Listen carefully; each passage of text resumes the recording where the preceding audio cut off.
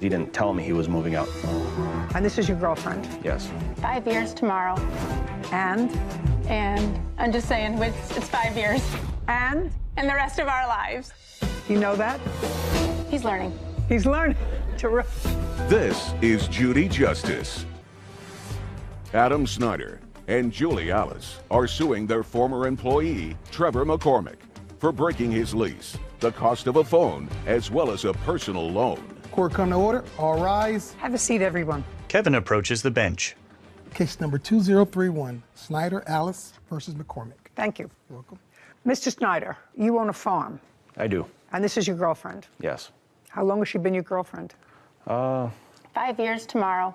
You say that as if 5 years tomorrow, and And I'm just saying, it's 5 years. 5 years tomorrow, Yeah. and And the rest of our lives. okay, good. You know that? No, he's learning. He's learning. Terrific. Okay, this is what I'm gathering from the bare bones of the story. Mr. McCormick was dating an employee of yours. Correct. What was that employee's name? Natasha. When were you dating the lovely Natasha? We weren't really dating. We were an acquaintance. Where was Natasha living? She was living, when we first met, she was living at a friend's house, and she was working for Adam as an employee at a restaurant. And when was that? Month and year? I'd say around September of last year. September 2021. Yes. And? And we decided to move out because Adam had. Well, so you were living with Natasha at the friend's house. Yes. Where had you been living before? My mom's. So you went from mom's house to Natasha and her Yes. friend's house. Yes. Okay. And then where did you go? Then we moved into the trailer right next to Adam that he owned. Who had a discussion with Mr. Snyder about potentially renting the trailer so you would have a Natasha. place to live? And what kind of rent were you paying? I believe it was $800 And you moved into the trailer when? around November. Of 2021. Yes. And you lived in the trailer till when? About March. March of 2022. Yes. In March, what happened? Me and Natasha weren't getting along. I just had enough. There was never a boyfriend-girlfriend relationship. No. She was just a friend. Did you know that? That is not true. So what did you do? I asked Adam if I could move into the ranch house. There was nobody living there at the time. Where were you living? I live at my home with Julie. Okay, and there's a ranch house on the farm. I have a ranch house on a separate piece of property. Close by to the farm? Yes, 3 miles. That was vacant. Correct. Okay, so you asked to rent it? Yes, Who was going to rent it? I was. Just you. Yes, just me. How much was the rent? It was $800. And this was in March. Yes. Prior to March of 2022, what kind of work were you doing? I was working at a factory How long did you work there? about a month. What month? March, Prior to March, where were you working? on Adam's farm. From when to when? I'd say about December until March. Well, in December to March, you were living in the trailer. Yes, Okay. And you were living with the lovely Natasha. correct. And Natasha, I assume, was contributing to the rent. Yes. And how much were you contributing to the rent?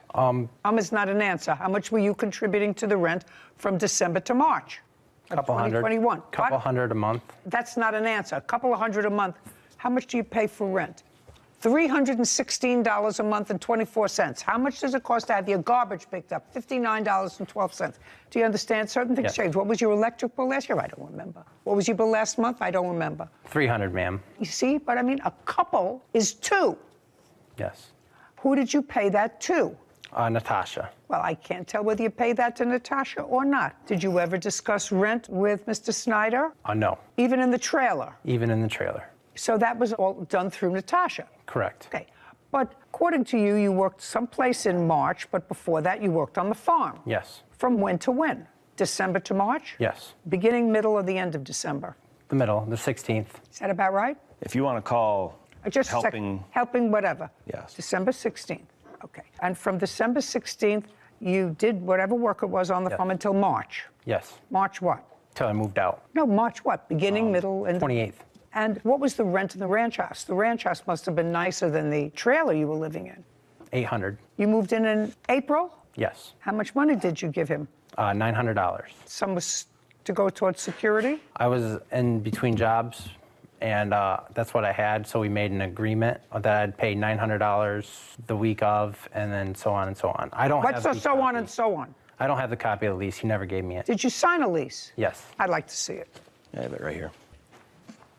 In the back of the contract, you'll see where we wrote down he would pay $900 Just a second. on the 8th. Judy reviews a document. Okay, so the security deposit was supposed to be $1,200. You paid $8. Paid $9. The security deposit was $12, and you paid $9 of security deposit? I paid $9 total, ma'am. Well, how many months did you live there? Not even one. When did you move out? April 24th, I moved out. Is that correct? That's close, yes. Okay. I don't know exactly when he moved out because he didn't tell me he was moving out. He just locked the door. Okay. And wouldn't but it was in return April. messages. Okay. And you had $900. He paid $900, And the rent on the property was supposed to be $800 per month. $800 monthly. Yes, So right now, you've been paid for the month that he lived there. correct. Prior to his moving in there, who was living there? Nobody. So it wasn't rented.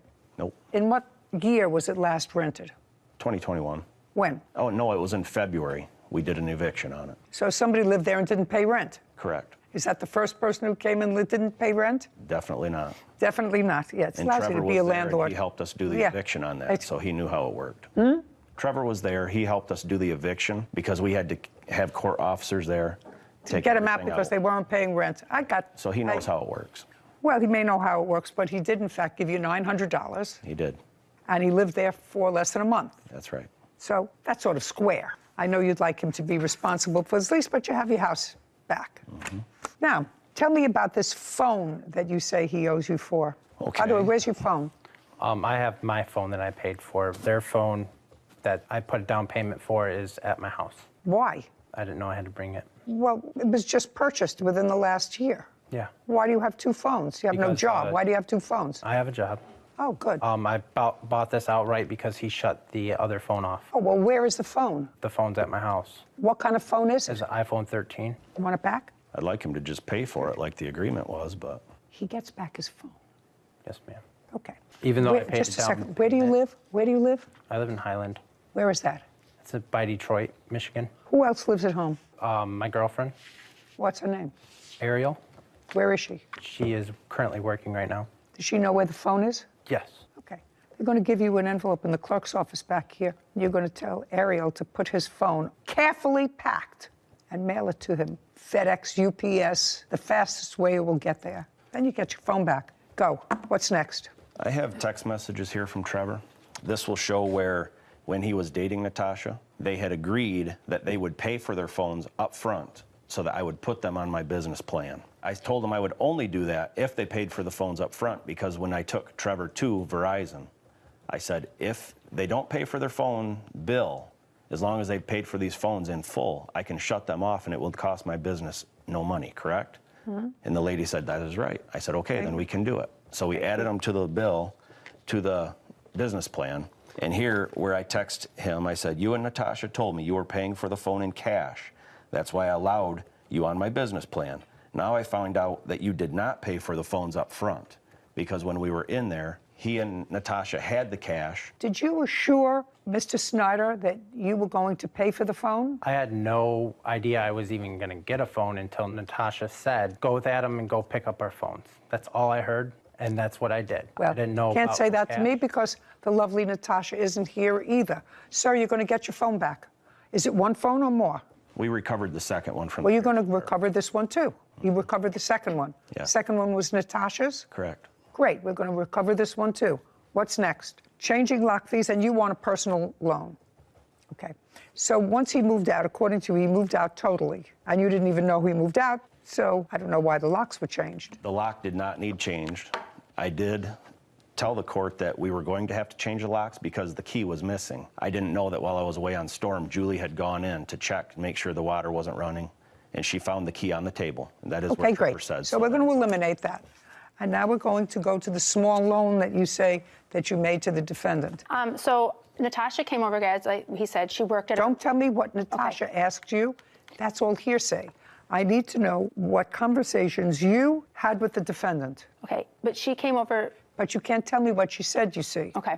So And anyway, if you made a I contract, gave- if you made a contract with Natasha for a loan of money, even if it went for his benefit, do you understand? Okay. Even if it went for his benefit, he's not responsible. If Natasha says, I want you to give, what's your first name? Trevor.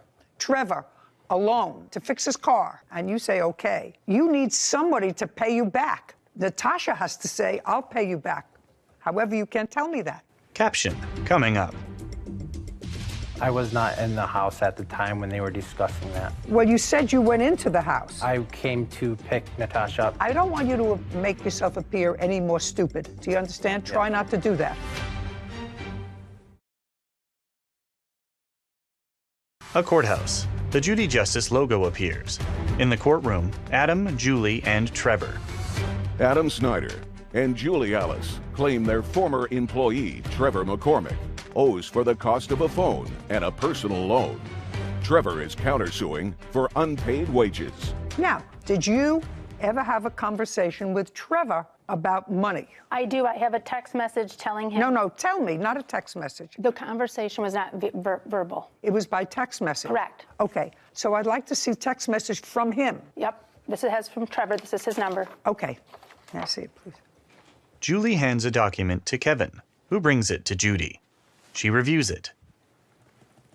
He did pay me $100 in cash. Okay, so it's clear from this text exchange, sir, that you borrowed a certain amount of money from the plaintiff. I did not borrow Natasha. Yes, well, it acknowledges it here because you say, I start that job on the 14th. I will pay you back out of my first check. It was for me, and I will pay it. That's what you wrote. Do you understand? Do you want to look at it? No. You don't want to look at it. You're not questioning me. So it's clear from this that you borrowed money from Miss Ailes. I personally did not. I didn't even know what was going on. Who wrote this? I start that job on the 14th. That was me. Well, then, that's in response to her text message to you that says, hello, Trevor. I heard you were moving out and I need that paid by the end of the month. I have been very patient as no attempt has been made on this. Thank you. And you immediately wrote back to her and said, I start that job on the 14th and I will pay you out of my first paycheck. That's what you said to her. Yes, ma'am. Yes, ma'am. Now, I'm going to get back and ask you the question I think I asked before. What was the loan for? I broke down in Oklahoma And what month and year was that? about September of last year. September of 2021 is just about when you started dating Natasha. Correct. Okay, so your car broke down in Oklahoma. And? And it had to get fixed. And? So I rode the Greyhound bus back up to Michigan and waited until my car got fixed, which took months. I'm asking you, what was the loan for? To go back down and get my car. So it was $670 that you borrowed from her, and I want to know how it was that you got the money. I came in to Julie's house, and Natasha said, you're going to Oklahoma to pick up your car, because I didn't have any money right then and there, but I wasn't going to ask anybody. Just a second. I don't care what you were going to do, what you didn't do, what you thought about doing. You went into the house that the plaintiffs share. Mm-hmm. Not uh-huh. Uh-huh is not an answer. The answer is yes. The lovely Natasha was there. Yes. With Julie. Yes. What did you say and what did Julie say to you? Just Julie. Julie didn't really say anything. She said, don't tell Adam about the money. Oh, so she said she would give you money. Yes. And she knew exactly how much you needed. Yes. Did you tell her that? No. Okay. When she gave you the money, did she give it to you in check or cash? She didn't give me no money. She gave Natasha the money. Okay. How much was it? $700, around there. And after it was given to you by Natasha, but you were all in the same room together. I was not in the house at the time when they were discussing that. Well, you said you went into the house. I came to pick Natasha up. Yes. I don't want you to make yourself appear any more stupid. Do you understand? Try not to do that. You were in the house with Julie and Natasha at some point, and at some point, money was discussed. No. Was money discussed in front of him? No, it was not. Okay. So your loan was not with him. Do you understand? Yes. Unless he ratifies the loan subsequently. Is that correct? Correct. This is from my person who just studied for the bar, and I have to go back in my mind 50 years. If my memory is correct, if you don't make a loan directly with someone, they cannot be obligated to repay that money. However, if they subsequently get use of that money and subsequently agree to repay you, they have ratified that contract. Correct. You just have to decide if that's a ratification. Yeah. What would be your take on that? Take a look at it very carefully. What would be your take? It was for me. I will pay it. Seems pretty close to textbook ratification. Yeah, I would say so. I start a job on the 14th. I will pay you back out of my first paycheck. I just wanted to keep the peace because she was down my throat. This woman was down your throat? Yes. She may have been annoyed, very annoyed, but she wasn't down your throat. She was the one who volunteered to give you money in your time of need. How could she be down your throat? Okay. So far you paid her back $100. Is that what he paid you Correct. back? So he owes you $600. Okay. So far, Mr. Snyder, I'm not with you on it, on the rent. Okay. I'm not with you on the lock change fees. I am with you on the phone, which you're going to get back. He's going to get that back within 5 days. Otherwise, Some he's going to more have receipts difficulty. here from the day that he did the phone purchases. Instead of paying for the phones up front, he also added a bunch of other cordless phone chargers and everything else to the bill. And How much were the extras? Totally, there's 2,000. No. I don't want them total. Total, you're going to get the phone back. What were the extras that he charged onto the phone? There is a $41.99. $41.99. There is a $20.99. Okay. You know that I went to 7 years of postgraduate school for this. Keep going. $29.99. 7 years. They were very hard years. I also took the bar exam. Keep going. $29.99. $17.99 Oh, it's getting worse. Not better for you, Mr. Snyder. and $11.99. Worse. A lot worse. $122.95. Okay. You have a counterclaim. Yes, ma'am. For what? Working on the farm, Okay. Tell me about that. From when to when did you work on the farm? November to the end of March. And what were you doing between November and March? I was feeding cattle when Adam was on storm, watering them. To March taking what? The after end of him. March? Yes, right. I thought you worked at a factory. I did both. Well, you can't do both. You work at a factory. I asked you if you had a job. You said, I work at a factory. I did do both. Well, now I need the name of the factory and find out what your shift was. I was, And you worked during the day. yes. From when to when? From Time. 6 to 6. Well, I had, just a second. Mr. McCormick, if you work from 6 a.m. to 6 p.m., it is not possible to work a full-time job for the plaintiff as well. I had a schedule of three on, 2 off. Okay. We're making it up as we're going along. Trevor smirks. Caption coming up. Did you have a financial arrangement with him for putting out these bales of hay? We never did. Although he did get paid for everything he did until the last day that he worked for me, where we were tearing apart a building. That's Oh, incorrect. just don't speak. Judy raises her eyebrows at Trevor. A courthouse. The Judy Justice logo appears. In the courtroom, Adam, Julie, and Trevor. Adam Snyder and Julie Alice have accused their former employee, Trevor McCormick, of refusing to pay the cost of a phone and the balance of a loan. Trevor claims he was not paid for the work he did on their farm. Now, did he work for you? It would be very minimal. He would put hay bales out, which would take 10 He would minutes. put what? Hay bales out for the cattle. Hay bales. Yes. At approximately what time of day? Because I'm not getting... He could come and do it when he got home from work. Okay. And did you have a financial arrangement with him for putting out these bales of hay? We never did. Okay. Is there any reason why you never did? Because he didn't do it very often, and he said he was just happy to help, although he did get paid for everything he did until the last day that he worked for me, where we were tearing apart a building. So he got paid when he worked for you? He did. That's Oh, incorrect. just don't speak. From when to when? When he helped me, it was very minimal. It would be... No, I'm not Yes, talking about the hay. You said he did, in fact, work for me. He did. I want to know, but not on the farm. He worked someplace else. He helped on another piece of farmland that I have. Okay. Where a barn had fallen down. We were tearing the steel off, and he worked 3 hours that morning. 3 hours what morning? The last day that he was there, it would have been So that's in March. early, I would say the second week of March. Okay. When was the first time he worked there? I would say probably in January. And he was working at this other plant from 6 to 6 in March, Correct. according to him. So he did some work for you in the first month, which was January. Yeah, if he helped me, it might be 1 day a week. Fine, I just want to know if he got paid for it. That's what he's... Yes, he We did. can't do May something. How much did you pay him? It would depend on how much he worked. One day I gave him $300 for helping me for a day and a half on another demolition job I did. And you paid him in cash? Correct. Okay. That was for the demolition job. That wasn't for the farm. It doesn't make any difference, sir. If you have a full-time job and you're working part-time someplace else and you say he paid you. He did not pay me. Well, you say he didn't pay you for the farm. What he's saying is he had a job with me. He was a demolition job for which he got paid, which you do not deny. Is that right? I'm not. You just said that's not what I asked you.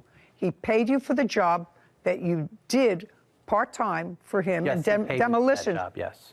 So that's a yes. Yes. And what you're suing him for is allegedly money that he owes you for working on the farm during a period that does include March when you were working full-time someplace else. Correct. And working for him. Yes. And doing this work at the site in March, the first 2 weeks in March, because you got some money for that. Correct. So now you have, according to you, 3 jobs.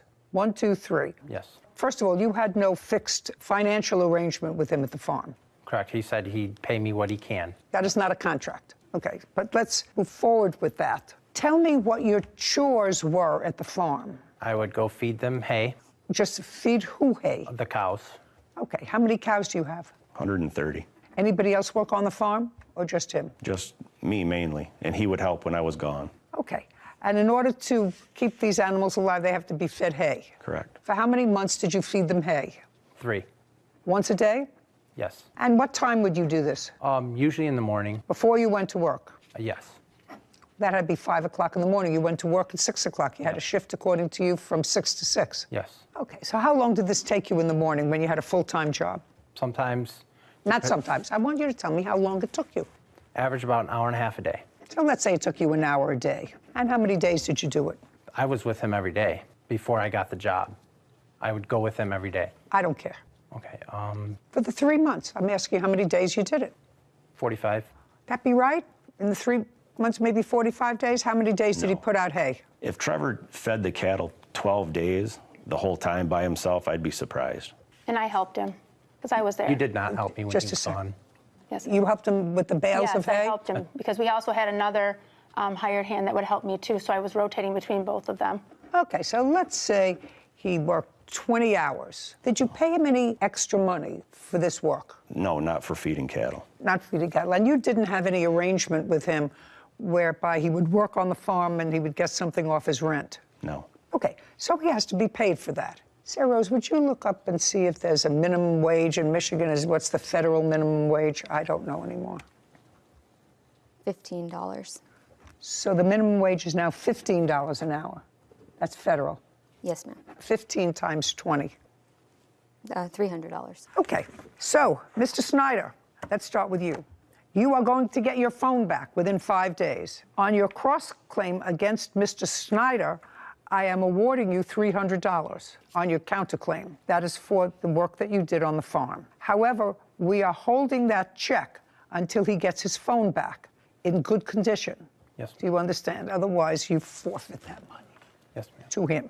Do you understand? Yes. With regard to the co-plaintiff, I find that you did, in fact, take a loan from her, that you initially did it through a third party, but that you ratified the fact that you would make payments on the loan by 2 things. First, by acknowledging it in writing, and second, by making a payment. So I'm awarding you $600 on your claim. Those are the orders of the court. Thank you. This court is adjourned. Outside the courtroom, Trevor, then Adam and Julie. I think they're scam artists. We came here to try to teach him a lesson that when he enters into contract with somebody, the contract is a contract. They're greedy. They want money. They need money. For being greedy, we did a lot to help this guy out. By doing pretty much anything they asked. Well, we've decided we're not helping people out anymore. They're on their own. Sarah and Judy. It's funny because if he didn't send those text messages ratifying the contract that someone else had made on his behalf, he could have gotten away That's without any responsibility. But when someone makes an agreement on your behalf and you then later either pay for it or admit responsibility that you know you owe it, then you've ratified it and you're held to that, even if you didn't make the initial agreement. See, and then the right thing happened. Yeah, it And did. the right thing happened. It did. So that's good. That's Taking all good. accountability. Yeah. Title, Judy Justice. Want justice? Go to judyjustice.tv. Did you ever move into the apartment? Never. But you would continue to pay the rent. Correct. I found out that the rent hadn't been paid, so that was a surprise. He's responsible for that rent money no matter what. You lived there alone. And he was paying the rent. Yes. This is Judy Justice. Emmett Moss is suing his former friend, Nadine Drury, for unpaid loans. Court come to order. All rise. Judy enters. Be seated, everybody. Kevin. Hello, Judge. How are you, Kevin? Case number 2015, Moss versus Jury. Thank you. You're welcome. Mr. Moss, prior to leasing an apartment with the defendant, had you known each other? Sort of. Tell me a sort of. So we met one time about a year prior. We have mutual friends, one of which had asked me to get ordained to marry her and her husband. So I flew in town to do that, and Nadine was there at their house when I flew in. We saw each other for a few minutes, and that's actually the only time we ever met in person. And there came a time when you were looking for an apartment where? I was looking for an apartment in the Salt Lake area. And where had you been living? In Seattle. And where were you living, Miss Drury? In Salt Lake City. You were looking to move? Yes. So other than that one-time meeting when you were officiating at a mutual friend's wedding, you hadn't met before, but somebody suggested that you were looking for an apartment, you were looking for a new apartment, and perhaps you could rent an apartment together. Yes, that's Fair correct, statement? in fact. Yes, Your Honor. And in what month and year did that happen? It would have been in October of 2020 that this arrangement sort of came to be like, hey, maybe you should see if Nadine... Okay, but you did, in fact, sign a lease together. Who found the apartment? Nadine did. You did. Prior to signing the lease, Mr. Moss, had you seen the apartment? No. No is the answer. Did you ever see the apartment, other than videos or photographs of it? No, I never saw Prior the to apartment. signing the lease? Correct. Also correct. Correct. On what date was the lease signed? On the 7th of November of 2020. The rent on the apartment was how much? It was $585 a month each. $1,170, Your Honor. So $585 per month each. You both signed it on the same day. Did you move in? I did. On what date? November 8th. And you were still in Seattle. Correct. Did you ever move into the apartment? Never. Okay, and that is also correct. Correct. Because for whatever reason, you decided to stay in Seattle. Correct. Is that work-related or socially? Social. And then you contacted her and told her that you weren't intending to move in, Correct. but that you would continue to pay your half of the rent. Is that also correct? Correct, Your Honor. And you were making a direct deposit to the account to pay the rent. Yeah, it was an automatic payment from my account to the rental. To the rental office. Yes, to the rental office. Then you came to find that Miss Drury had stopped paying her portion of the rent. When did you stop making payments on your portion of the rent? In January. So you paid either full or partial for November because you moved in on the 8th, and you paid December's rent. Correct. And you stopped paying rent in January. Why? I lost my job in December of 2020. So I'm going to outline now what this case is about. Yes. Mr. Moss continued paying his half of the rent until you found a roommate. Correct. And you found a roommate when? I believe I found him in February, and he moved in the month of March and started paying his half of the rent. So you didn't pay rent January or February, Correct. 2 months. Correct. And you had no work. Correct. When you found out that the rent wasn't being paid, according to you, in order to not impact your credit, you spoke to her. She said, I don't have a job. And you said, I can help you out. I'll send you money. Mm-hmm. Is that generally what happened? Then I'll get into... That's generally what happened, but there is a little more detail to it. I'm going to let you get to the details. All right. And you want that money back. The money that you advanced her in her time of need, which was how much in total? The total is $3,360. She did at some point pay me $300 back, so the amount I am seeking is $3,060. Okay. Are those figures accurate? Yes. And he gave you that money, not because you were good friends, because you were a relative. He had met you one time. Right. And he had, in fact, said to you, I will continue to pay my rent, even though I know you from hole in the wall. I will continue because I signed this lease until you find someone to get me off the lease. That's correct, Your Honor. And your defense, it seems to me, to this action is that he was really trying to scam the government by depleting his bank account so he could collect food stamps or whatever.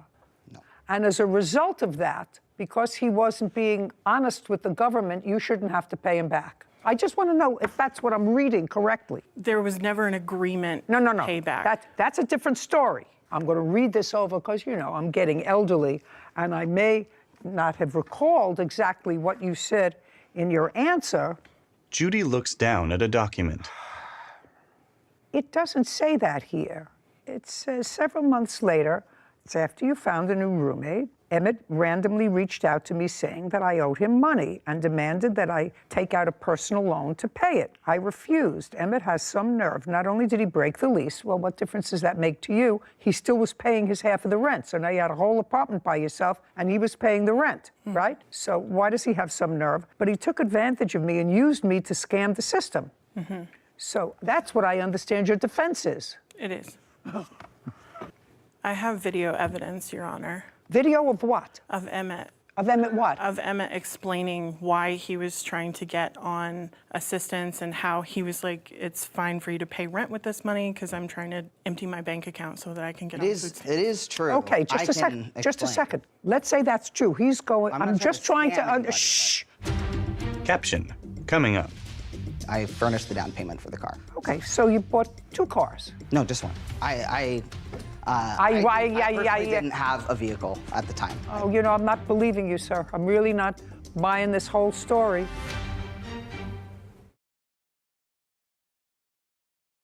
A courthouse. The Judy Justice logo appears. In the courtroom, Emmett and Nadine. Emmett Moss claims his former friend, Nadine Drury, owes for unpaid loans. Nadine says Emmett broke the lease they were both on. I'm just trying to get your mindset. You know, I hate people who scam the system. But you got this money from him. And your defense is that he was trying to scam somebody else, so you shouldn't really have to pay him back, even though it was his money. It was his money. It was his money that he took out of his bank and gave to you. Right. For no reason. That I never agreed to pay back for a lease that he was legally on. He's responsible for that rent money no matter what. You mean so you get to live there free? No, Well, just a second. So you get to live there free. If he paid for it for the months that you didn't, you got to live there free. He wasn't even living there. It's not as if he was living there and you didn't get to live there free. You lived there alone. And he was paying the rent. Yes. Well, why do you think you're not responsible for that once you get back on your feet? We never talked about a repayment. No. That's not. Okay. Now, We definitely talked about repayment. Now, I want you to explain to me and be very careful, because, you know, I've been in this system a very long time. So I know about social services, and I know about the system, and I know about welfare, and I know about food stamps. I know all about that. So you contact her. Yes. And she tells you she lost her job. Yes. Let's pick it up from there. Okay. So I found out through the payment portal that she hadn't paid rent. Yeah, we're past that. Okay. We're I past contacted that. her about that. Well, there was. Don't look up. Apologies. I sent her money that night. No. You contacted the portal, and then you had to have had a conversation with her. Right. If you tell the truth, you don't have to have a good memory. Let's start with you contacted the portal, and you found out she hadn't been paying her rent. That was in January. Correct. January the 2nd. And January, she hadn't paid rent, and you called her, and she said to you... She said to me that she didn't have money to pay, which I was aware of because she had previously told me that she I was aware that she had lost her job. Just a second. How did you become aware that she had lost her job? Because we were friendly with each other. We were talking several times a week via Facebook Messenger. Fine. You knew that she lost her job. Yes. And I assume you knew if she lost her job, and you were speaking several times a week. Let's be very careful. This isn't just calling the pay portal and finding out that this stranger who you met once wasn't paying her rent. You were speaking, and you knew that she had fallen on difficult times. And? I did. I didn't... Don't go up here. Right here. I didn't know that she wasn't going to pay rent on time. No, just a second.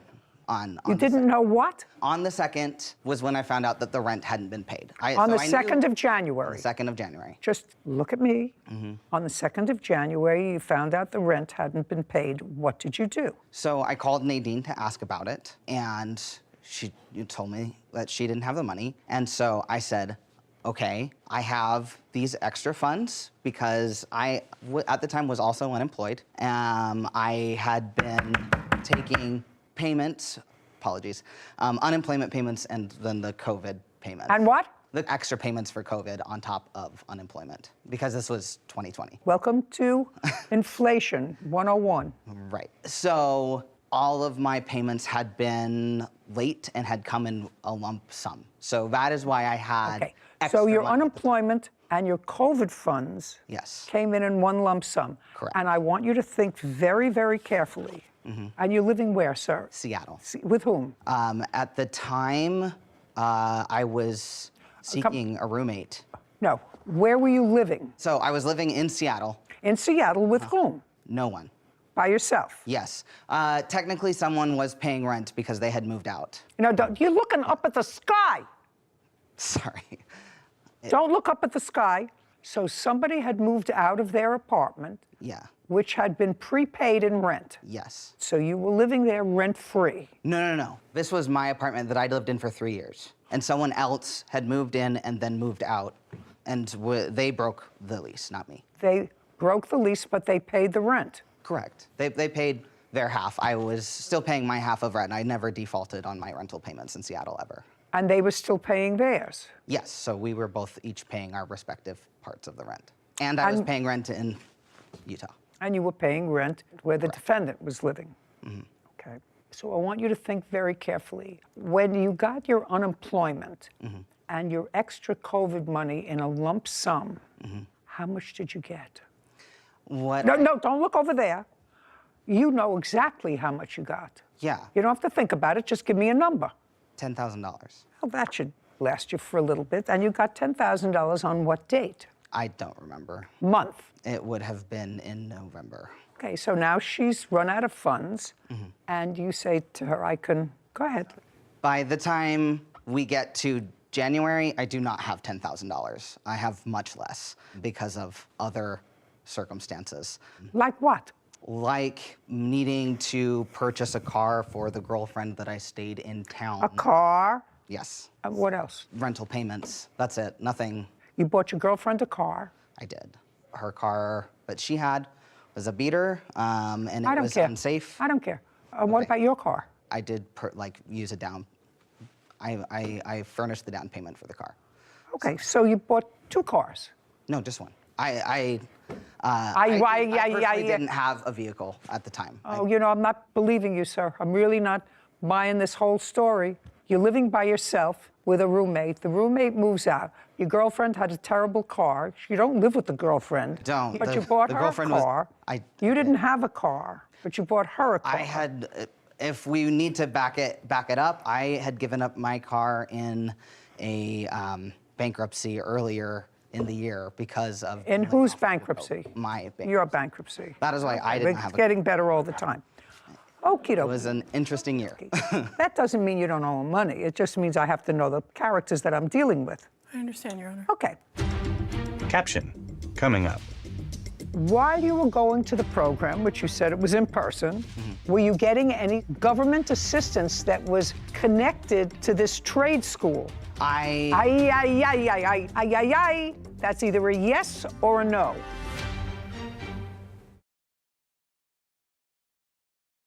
A courthouse. The Judy Justice logo appears. In the courtroom, Emmett and Nadine. Emmett Moss has accused his former friend, Nadine Drury, of refusing to pay back loans. Nadine claims she was used by Emmett to scam the government. So now you've got much less money from the $10,000. You bought your girlfriend a car, you had to pay her rent, you paid your own rent, you had other things from bankruptcies that you had before, so you have a little bit of money left in the bank. Yes. Go ahead. So don't look that over there, evening- right here. No, look, On right that evening of the 2nd, I paid Nadine a total of $710, enough to cover the rent of $585, any fees it would cost her to go and withdraw that money from the bank, and she also asked for extra money for groceries. Just a second. You acknowledge a $3,000 amount of money that he gave you. Am I right? Yes. Or Yes. You say that That that's correct. includes the money that he's saying that he spent on rent, that he gave me for rent, and he's also asking for his deposit. I am for asking for my The deposit. deposit for the apartment back. Okay, well, he's entitled to that. You have a new roommate who I'm sure you got a deposit from. She chose to not. And if you didn't, collect a deposit from What? the roommate. Well, that's her problem because I she's agree. going to get the deposit back. Yeah. Okay. Well, that's reasonable. She's going to get the deposit back when she leaves. When you leave, if you leave the place in good condition, he was never living there. So if you don't leave it in good condition, then it's on you. I want to know about this video that she wants me to look at, where you tell her some sort of a scheme you have to get more money from the government. It wasn't a scheme. Why don't you tell me about it? So far, we got $10,000 that was supposed to last you for 6 months, and you blew it on a coffee, a girlfriend. And so you may not call it a scheme. I want you to tell me why you had to have a zero bank account. I didn't have to have a zero bank account. A more limited access to money. What were you applying for, sir? So Not so up here, so here.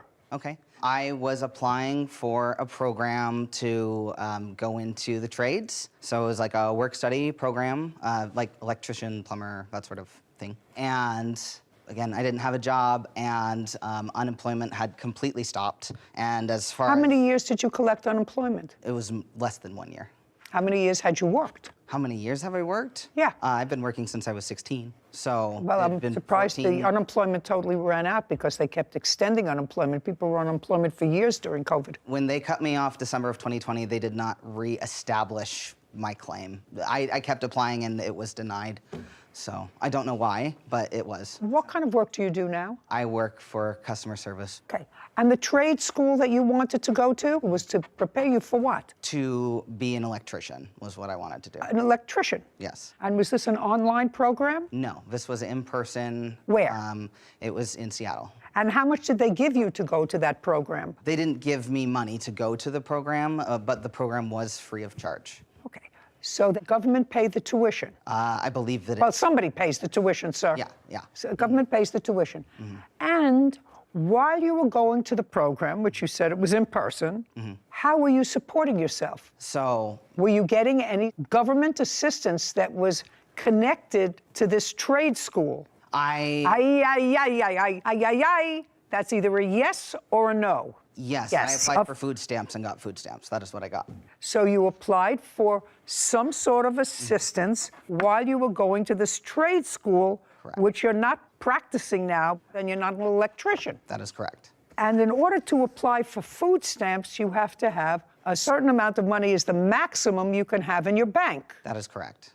Okay. So that's the fraud you're talking about. That's why he gave you the money. Yes, ma'am. Okay. I mean, Just a second. I also gave her the money because she was going to need the money for rent. Like, it was one of those situations where it was mutually beneficial for me to give her the money, but it wasn't. You're looking a up at the sky. scamming. I understand what happened. So I I wasn't underst- going to have any way to support myself. I needed something to. The $2,000 was going to cover the rent for my place and my place in Seattle and my place in Utah, and then I wasn't going to have anything left. I understand that it became mutually beneficial for you to advance her the money Yes. so that your bank account would have less in it so that you could receive assistance and also get free tuition at a trade school that you didn't use. My intention was to use it, and I changed my decision later. That's Do you think the trade school charged the government once you enrolled in it? yes. Yes, of course they did. And you know how much the tuition was in the trade school? Yes, you have to know. $1,500. No, it was free to you, but it wasn't free to the government. Right, The government yeah, pays $1,500 was what I was made to understand. baloney. You people really somehow deserve each other, but you owe him $3,000. Madam, judgment for the plaintiff. We're done. This court is adjourned. I'm a little bit shocked to be made out as a government scammer. I mean, I lost my job and I wasn't able, and he bailed on the lease that he signed. Because that wasn't ever my intentions. I mean, I was alone. I had lost my job. I just didn't have any support. Definitely careful about getting money from the government. Just glad it's done. Glad I don't ever have to see him again. Haven't had to do that since this whole situation, and I intend to keep it that way. Sarah and Judy. You know, it's so unfortunate because that plaintiff looked like an intelligent enough man, able-bodied, seemingly, and he spent a lot of time, effort, brain power into bankruptcy proceedings, trade schools that would be paid for by the government, applying for food stamps, knowing what the threshold for food stamps is so that he had to get rid of a certain amount of money. That seems like a lot of time and effort that could have been better spent gaining legitimate employment or skills at a trade school legitimately. And it's just unfortunate that some people decide to take the path that I view as more difficult in searching for ways to get free money. Really unsatisfying. Yeah. If you think about it, unsatisfying. Maybe going forward, he'll take a different path. Maybe, I doubt it. Title: Judy Justice. Want justice? Go to judyjustice.tv. I just heard a big bang. A scooter hits a car. And that is where you hit him. That's where he hit me with his car. No, he can't hit you sideways, sir. Now, whosever fault this was, cars don't go sideways, they go front. Let's be serious, I don't have all day. This is Judy Justice. Kaloyan Popyanchev is suing fellow motorist Spencer Gilbert for car damage. Court come to order. All rise. Have a seat, please. Hello, Judge. Case number 2084, Popyanchev versus Gilbert. Thank you. You're welcome. Mr. Popyanchev, you were driving in your car, 2008 BMW. That's correct. And that was on the 14th of November of That is correct. last year. Tell me what time of the day this accident happened. It was approximately 3:15 p.m. So daylight hours. Yes. And tell me where you were going. I was going eastbound on Sunset Boulevard in Beverly Hills. I was driving Eastbound on Sunset Boulevard in Beverly Hills. I was driving in the right, so-called slow lane when I tried to make a right turn.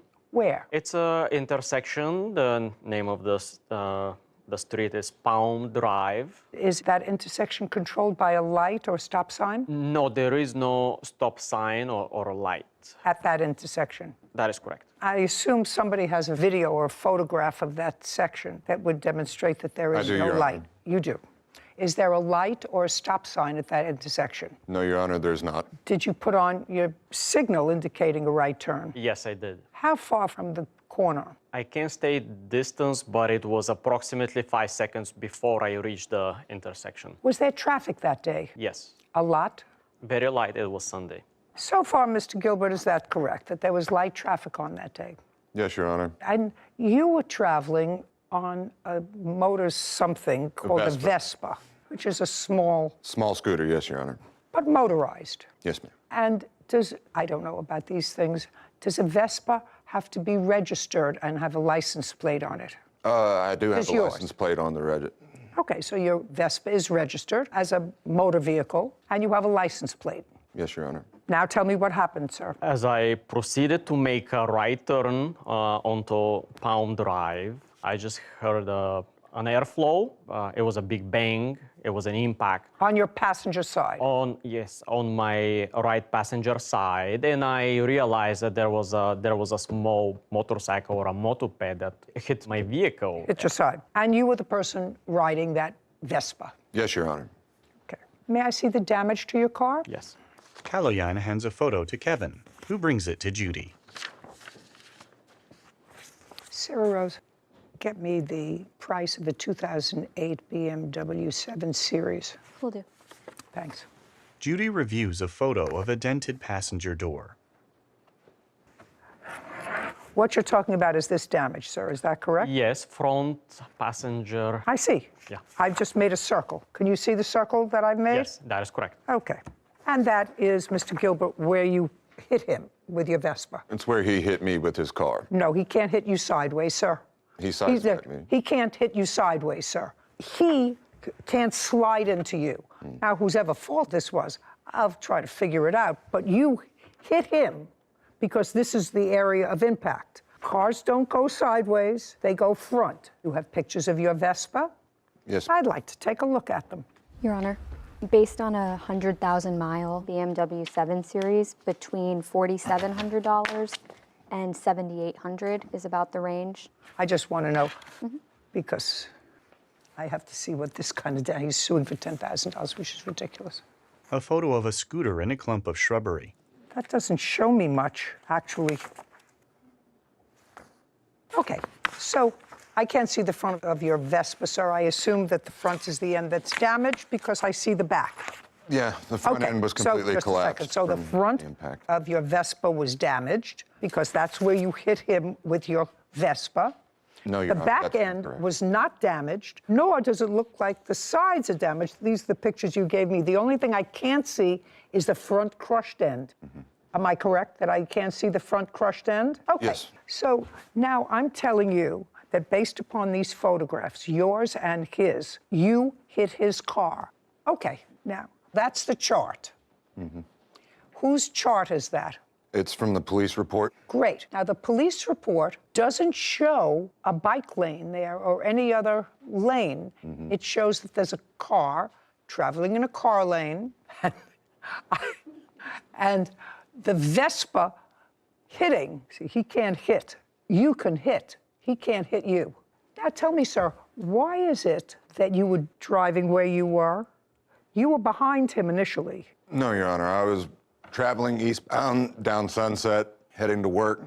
He was right next to me. When we got to Palm, he turned into me, pushed me. I barely was able to keep control of my vehicle. Is what you're telling me that your Vespa was never behind his? Caption coming up. This you're not getting. I want you to get this right out of your mind. Your whole car isn't worth $10,000. Let's be serious. I don't have all day. Do you have a bill? And later today, And I know you're dying to tell me that there was noise there, that you couldn't live there, that it was terrible. Well, that's what happens when you live in a place with a whole bunch of other people. A courthouse. The Judy Justice logo appears. In the courtroom, Kaloyan and Spencer. Kaloyan Popyanchev claims fellow motorist Spencer Gilbert owes for car damage after hitting him with his Vespa. Is what you're telling me that your Vespa was never behind his?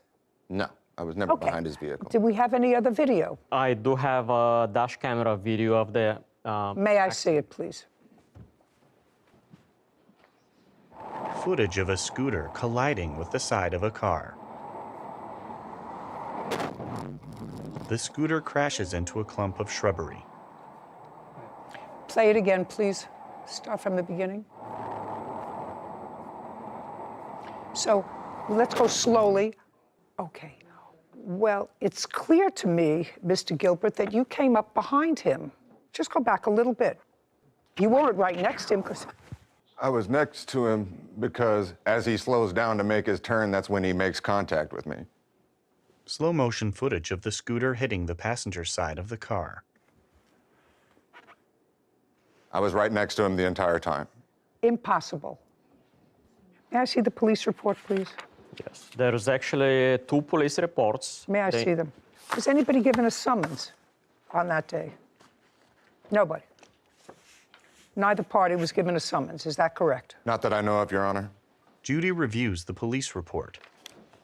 Okay, so this is the narrative after witnesses were questioned, and the opinion based upon the witnesses' testimony and yours, and the fact that the police officer actually heard in the video the clicking of the turn signal indicating a right turn approximately 5 seconds before the right turn was executed according to the police officer as a result of viewing the cam that he had, the video, that he was making a slow right turn. He had turned on his signal approximately 5 seconds before, and you were coming up on him on your right. And it says, based upon the video footage, I determined that the first car, and that would be his, should not have been placed at fault for this collision because he activated his turn signal and made a safe turn to go southbound on Park Drive. The fault of the collision is on the part of Mr. Gilbert for violating 21755 CVC, which states in part that the driver of a vehicle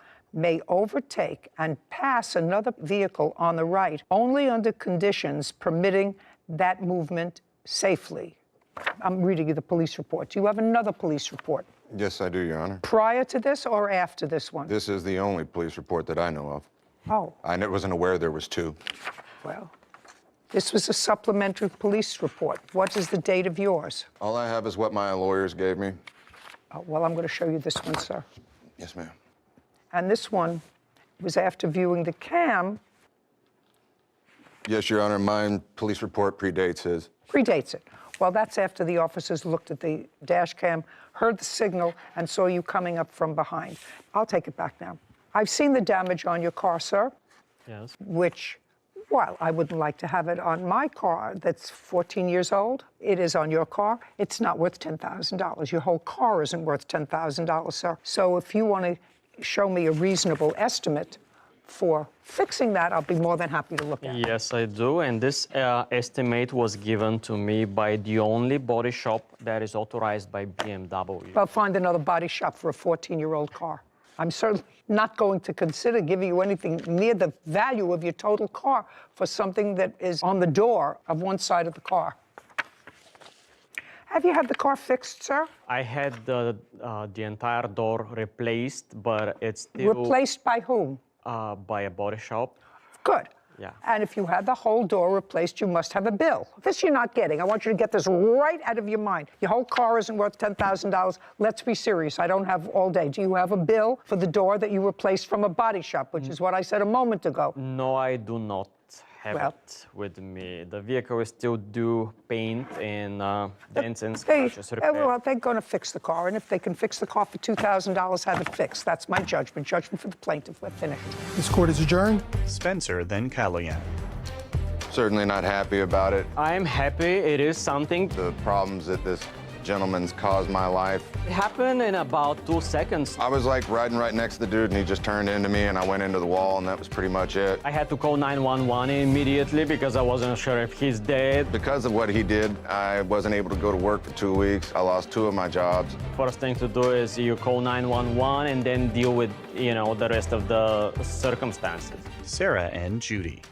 One theme that we see far too often is plaintiffs coming here or to any court asking for a large sum of money, in this case $10,000 for a car that wasn't even worth $6,000. And instead of showing us an estimate of fairy tale land of what was going to fix it, show me a receipt for what you paid to fix the damage. Yeah, because he did fix the He damage. fixed the damage already, replaced the whole door. You don't have a receipt for that. You don't have a bill. You don't have a nothing, which leads me to believe that it was a lot less expensive than $10,000. So I thought your judgment was generous, given that he had no proof. I would have said goodbye. Well, he did damage the car. Not that I'm going into history, but as one who has, on occasion, hit a stationary object, even allegedly hit a stationary object, and get a little nick on a bumper on a car. It's expensive to fix a car. So he had a car that looked in perfect condition. It wasn't after it was hit. He's entitled to have it look like what it looked like before. I just felt there was sort of a bait and switch with the $10,000 estimate, but I already got it replaced. Fixed. I think that he said that. I think that he said that unintentionally. I also think he did. It's okay. Won't get one over on us. No. Case 2090, Oquendo versus Villarreal. All parties, please step forward. Amber Oquendo is suing her former tenant, Nancy Villarreal, for unpaid rent. Miss Oquendo, you own a home. Yes. How large is the home? It's 4-bedroom, 2-bath, and approximately 1,700 square feet. When did you purchase the home? 2018. Can I ask you what the cost was? $225,000. And you live there in the house, just you, with whom? I don't live in that house. That's my rental. You bought it as a rental? Amber nods. Caption coming up. Somebody was playing their music loud.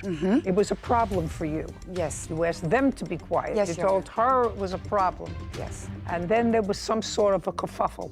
I don't know what happened. You want to tell me? A courthouse. The Judy Justice logo appears. In the courtroom, Amber and Nancy. Amber Oquendo claims her former tenant, Nancy Villarreal, owes for unpaid rent. Nancy is countersuing for her security deposit. Now, you bought it as a rental? You bought it as a business? Originally, I purchased it and I lived in one room. My kids shared a room and I rented 2 rooms until I was able to establish basically a history of being a landlord. And I then purchased another home and I live in my own residence, and that one is fully a rental as of now. And also a resident of that home are your parents? Yes, they are in the master. And you have another tenant there? Yes, there are a few other tenants. Tell me who. So I have one tenant who has asked not to be identified by name, but he is in one room that I have marked as room number 2. And then I have another tenant who's in room number 3. And then Nancy was in room 4, and there's now a new tenant in that room. Okay, this is what it's about. The defendant was a tenant of yours. It didn't work out. And it was a short tenancy. I think it lasted no more than a month. Yeah, right. Is that right? June of this year? Yes, Your Honor. It didn't work out. She left. It is your claim that she left owing you a month's rent. And I assume from your paperwork that the month's rent was $774. So it was $650, and then the $774, the remaining difference was just for being served and then court costs, but month rent was $650. $650. And when the defendant moved in the beginning of June, did she sign a lease? Yes, and I'm just going to correct you, sorry. She moved in May 7th, so just wanted to correct that. But yes, she did sign a lease. May I see it, please? Yes, ma'am. Amber hands a document to Kevin, who brings it to Judy. Thank you. Yeah. You have a copy of your lease, Ms. Villarreal? Yes, I do. Okay, good. Judy reviews the document. So it's a month-to-month tenancy. It's an at-will with 30 days written notice. Okay. According to the lease, there was a security deposit of $650. Yes, ma'am. Did the defendant pay that when she moved in? Yes, she did. Okay, because that's your counterclaim. You say you want your security deposit back. Yes, ma'am. I assume from reading both of your complaint and answer that this turned out to be not a happy tenancy. You don't live there on a full-time basis. The defendant did live there for a short period of time. You moved in, rented a room, and you gave her $650, and you moved in on May 7th. Yes, Your Honor. Correct. And you moved out on what date? I moved out on July the 7th, July the 10th. So you were there for 2 months? No, I was there for 1 month. May to June, June, July. May 7th. I moved in I believe it was June because I moved out July the 7th. Our lease was signed on May 7th, so I know that. Yes, the term of the lease is beginning May 7th. That's the term of the lease, according to this. So I don't care when you moved in. Okay. The term of the lease was May 7th on a month-to-month basis. So you were there from May 7th to July 10th. So you were there for 2 months. Okay. We're going to get into the whys, wherefores in a moment, but did you pay the month of May? Yes, Your Honor. Did you pay the month of Yes, May? ma'am. Good. Did you pay the month of June? No, Your Honor. Okay. And you lived there until July 7th? No, I actually lived there until... You just told me July 10th, as a matter of fact. Whitney's going to tell me what date you gave as your move-out date. You said it was July 10th. She said, I moved out on July the 10th. Okay, July, and it was, yes. July So you 10th. were there for 2 months? Yes, Your Honor. Okay, if you're there for 2 months and you only paid 1 month's rent. Yes. So far, you owe her 1 month's rent. Did you return her security deposit? Yes. Did you receive your security deposit? Yes, Your Honor. How much?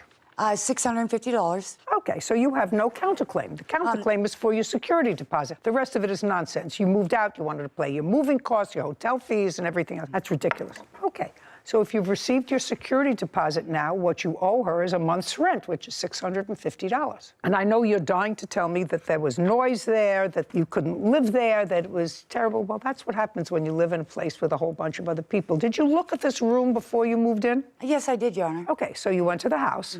When you went to see the house, Amber was there. She introduced herself as the landlord. That's Yes. what it says here. Yes. And she let you know that she wasn't in the house, that her parents were in the Right. house as tenants, but she wasn't in the house. Yes. And you moved in and somebody was making noise. Somebody was playing their music loud.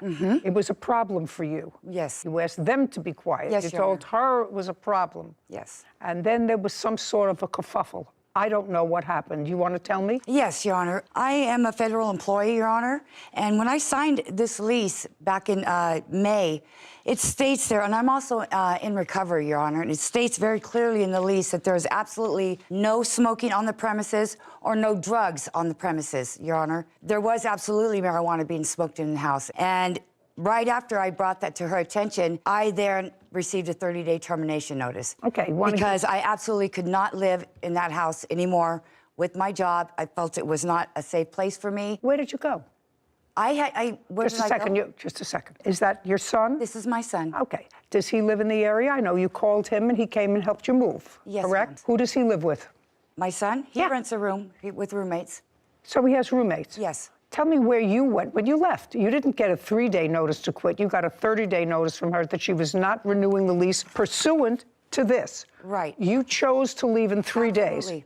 That was your choice. Because you had 30 days to stay, and you had a month-to-month tenancy.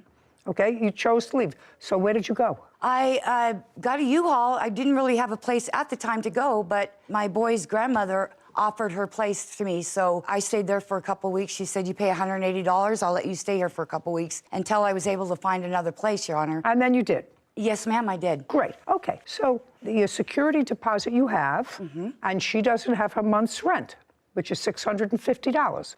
Are we done here? Judgment for the plaintiff in the amount of $650. We're finished. Thank you. This court is adjourned. Amber, then Nancy.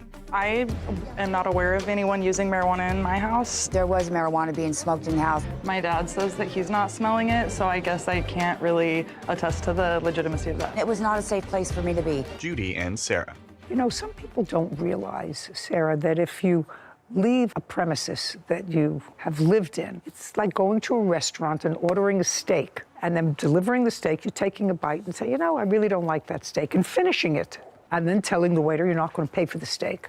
I always say you ate the steak. If you're a tenant and you find the living conditions such that, you know, you find it untenable to live there, you have a prerogative of changing your residence, but you don't live there for 2 months and only pay for 1, and then make excuses because you ate the steak.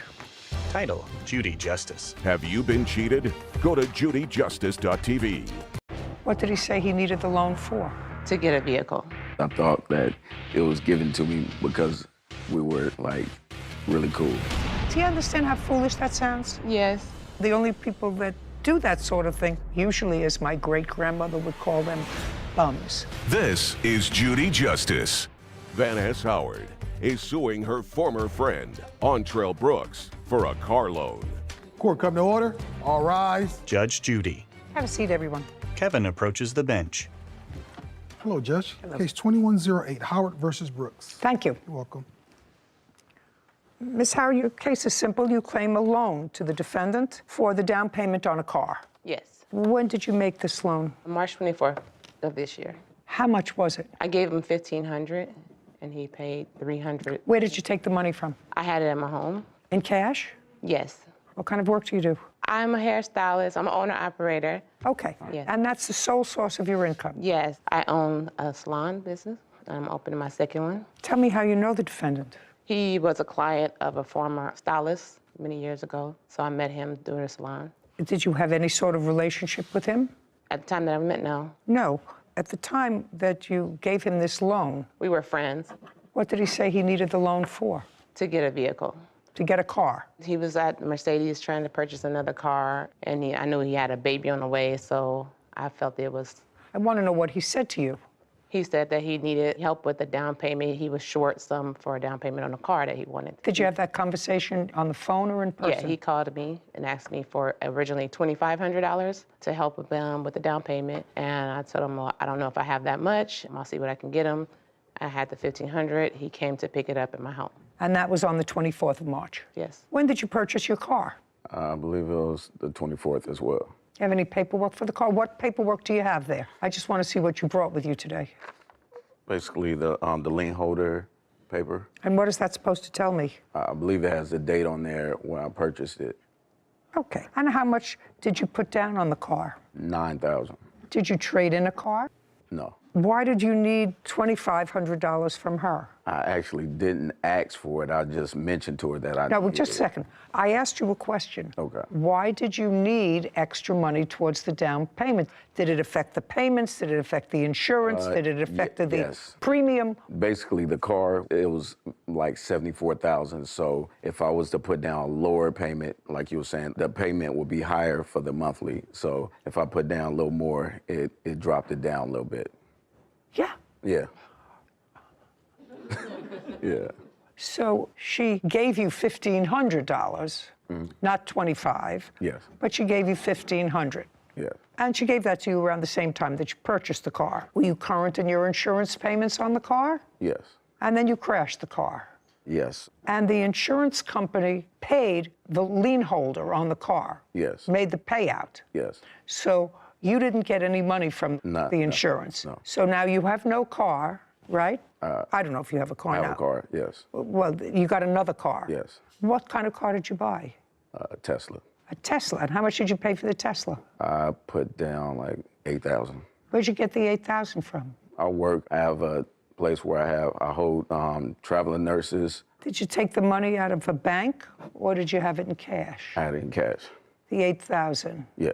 How much money do you make from this business that you have? It varies depending on how many nurses I have staying there. So you own the property, or do you manage the property? I manage the property. So it's basically housing nurses or people that travel for business. And how long have you had that business? I've been doing that for maybe a couple years now. That's how you support yourself? That, and I do training as well, fitness training. Okay, so now you paid back $300 of the $15, right? I gave her $300. Right, and when did you give her the $300? I'm not quite sure the date, but... Give me a month. I'm not quite sure. When did he give you the $300? May 17th. Okay. Tell me why you gave back the $300. I gave it back to her because she basically... Not basically, this is basically. Well, because she kept asking for it, so just to get her off me for a second. So I gave her $300. Just I didn't feel like I owed it to her because I thought that, you know, it was given to me because we were like really cool. Just a second. Okay. All right. Well, Miss Howard. You Miss can't Howard. be serious. Miss Howard. Yes, ma'am. How long have you been operating your 2 salons? I'm opening a new one now, and the first one was opened in 2012. Do you live with anyone? My children. How many kids do you have? I have 3. How old are they? I have a 17, 18, and 21-year-old. Big kids? Yeah, college and high school, yes. Who supports them? I do. From Their your father work? helps too, yes. From your work. Do you live with their father? No. No. But he also helps. Yes, with he them. does. And you sound like a really intelligent, put-together woman who's had her own business, who's got 3 kids, or college kids. Yes. Moving forward. Yes. Why? Why do you think, you know, I know that you work, because if you're a hairdresser and that's your source of income, you work really hard. It takes a long time to accumulate $1,500. You know, I'm sure you get some tips and stuff. That's the cash that you keep. Yeah. So you work hard and you've got 3 kids who need money. He wants to buy an uber expensive car and he wants his payments to be lower. So he says to you, not that he needs it. See, he doesn't need it to get a car. He wants it to make his payments lower. That's not how he presented it to me. How did he present it to you? He said he needs help, he needs the money for the down payment, and I knew, he told me that, you know, the situation, his car got taken away or whatever. And his car got what? His previous vehicle was taken from him. From how? I don't know. What kind of a car did you have? Before you bought the BMW? That's what it was. It was a BMW. Oh, and then you bought a Mercedes? Yeah.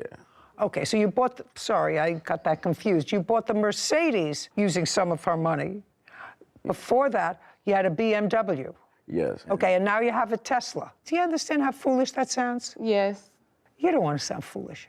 Well, like I said, he's had a baby on the way any day now, and my compassion for the situation, I was like, okay, I'll give you that. And I know he's had a source of income. It's not like I've ever known him not to have an income. So I felt like, okay, he'll do right by me. Of course, he didn't. We see. Do you know how many people stand in exactly that spot and say, you know, I trusted him. He gave me this story, gave me that story. Yes. And what I'm telling you is most of the people standing there, for some reason that has always baffled me, are women.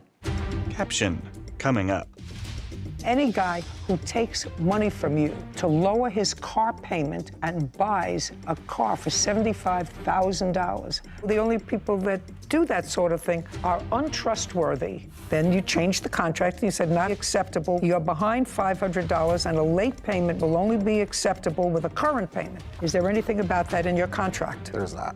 Okay, so if it's not in your contract, it doesn't exist. A courthouse. The Judy Justice logo appears. In the courtroom, Van Ness and Antrell.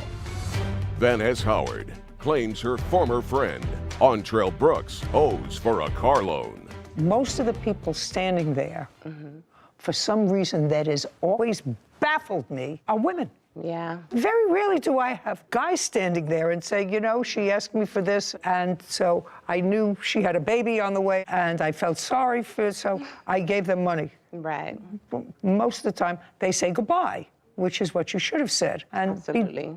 You appear to be much too fine a lady and Thank you. a hardworking lady. Don't give anybody, No more. any guy who takes money from you to lower his car payment and buys a car for $75,000 and asks you for $1,000 or $2,000, knowing that you're a working gal and that he didn't need it to buy a car. He could have bought a car for $50,000. Could have bought a car for $30,000. Right. Likes to drive fancy cars with somebody else's money, okay? Yes. So the only people that do that sort of thing are untrustworthy, usually, as my great-grandmother would call them, bums. So I would suggest that you be smart in the future. You're a hardworking lady. Hold on to your money.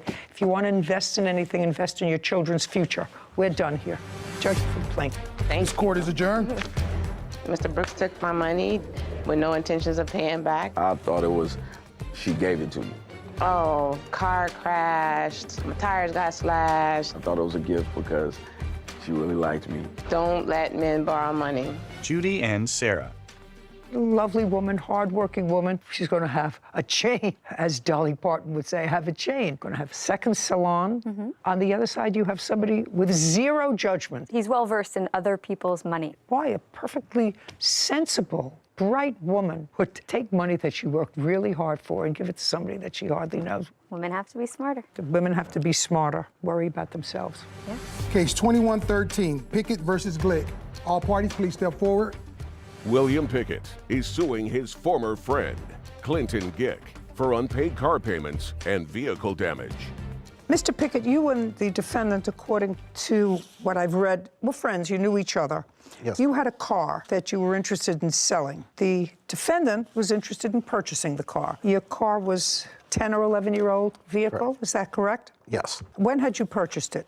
I purchased it about a year or so prior. So you only had the car for a year. You were not an Short original amount of owner. time, yeah. Did you pay cash? I did. How much did you pay for the car? Roughly $10,000, $10,000. No, I want to know. I mean, you came to court today, not a roughly. Today we know the numbers. We're not talking about something that happened 20 years ago, something that happened a year ago. You bought a car a year ago. You paid cash for it, according to you. I want to know how much you paid for it. That's easy. You should have those records. 10,000. Well, now you say 10, right? Yep. Now you say 10. So now I'm going to tell you to go outside and get me the bill of sale for the car. I did not bring that. Why? I didn't think I needed it. How am I supposed to ascertain what you paid for the car, sir? I didn't think about that. Should have thought about it. I thought about it right off the bat. You had the car for 1 year. And when did you sell it to the defendant? 3/18 of 22. For how much? $10,000. Well, then you're a genius businessman, because unless this 10, 11-year-old car, Mr. Pickett, had something really unusual about it, most cars depreciate the moment you drive them out of a lot. You bought this car from a company, which means you paid more for it than if you purchased it through a private person. You understand that? Yes. Of course. So there was clearly a markup. Sarah, take a look at a 2012 Dodge Charger with 148,000 miles. I got it. Between 7,500 and 10,000 for a private party sale. Okay, so as I thought, the value of the car went down from when you bought it, but you sold it to him for $10,000 because he was making payments, I assume, because he was making payments. Did you have a written contract? I did. I'd like to take a look at it. William hands a document to Kevin, who brings it to Judy. She reviews it. Mr. Glick, how did you know each other, sir? We worked together. We'd known each other for about a year, I think, at the time the car was sold. Okay, so the first thing was he traded in something of value, which was he gave you a car. Correct. What kind of car did he give you? A Honda minivan. Did you have the title to that? Yes, I did. Did he turn over the title to you? He did. What did you do with the Honda minivan? I sold it. To whom? Someone off of Facebook Marketplace. Okay, when did you sell it? A few weeks afterwards. How much did you sell it for? How much did you say you sold it for? $1,000, $1,200. Let's get specific. Mr. Pickett, $1,000. I'm not exactly sure what he sold it for, but clearly acknowledges at least $1,000. So this is what the lawsuit is about, and I've read your contract. According to the contract that you have here, you listed the dates, the schedule of payments, and you marked off when he paid and when he didn't. But we're going to go through the dates, and your lawsuit seeks damages to the car, repo fees, the unpaid contract price of the car because you repossessed it and you want him to continue until he's finished paying for it, right? That's what you want. Yes, ma'am. And the defendant has a counterclaim. And his counterclaim, in effect, although he doesn't articulate it in legalese, the basis of his countersuit is that there was never any meaningful breach of the contract and that he tried to make his payments pursuant to the contract and that you repossessed the car without just cause, and he's counterclaiming for the money that he put into the car as equity. That's what your counterclaim is. That's correct? Okay. So far you put in $4,000. According to this, he paid you March of 2022, April. As a matter of fact, he made 2 payments. Correct.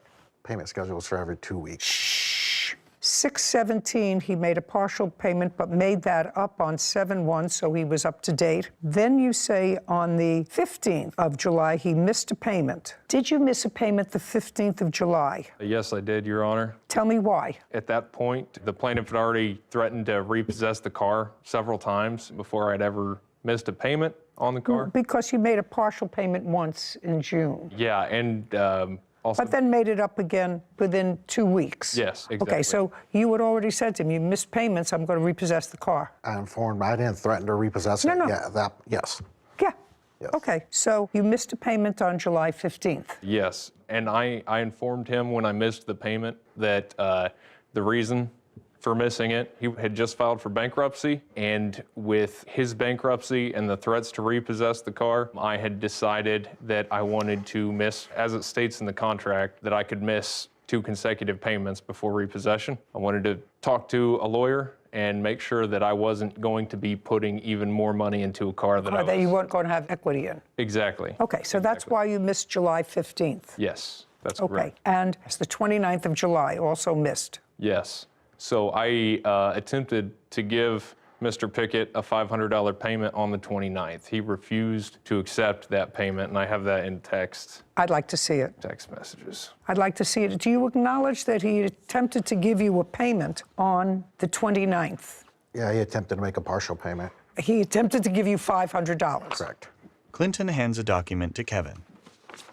And tell me why you didn't accept the $500. He missed the payment on the 15th. I informed him on the 16th that I would not accept a late payment unless it's in conjunction with the current payment. You can't change the contract, sir. You can't change a written contract. Caption, coming up.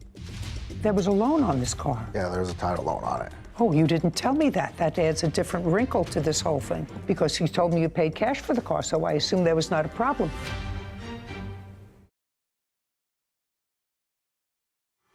A courthouse. The Judy Justice logo appears. In the courtroom, William and Clinton.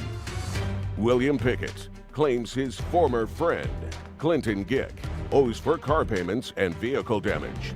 Clinton is countersuing, claiming William sold the car under false pretenses. No, you had a written contract with him. If you're changing the terms, he has to agree to the terms in writing in the same force and manner of the original contract, which is this in writing signed by both parties. You have a contract here. The contract says he can't miss 2 consecutive payments. He wasn't missing 2 consecutive payments. He missed July 15th, and he tried to give you one on the 29th of July. If you refuse to accept it, he hasn't missed 2 payments. You refuse to accept the second one. Got it? Got it. Kevin brings a document from Clinton to Judy. Okay, well, I see the interchange, Mr. Pickett, and the interchange clearly says you're paying your $1,000 today or returning my car. He says, I'll be giving you my $500 payment that's due today. Then you changed the contract and you said, not acceptable. You're behind $500 and a late payment will only be acceptable with a current payment. Is there anything about that in your contract? There's not.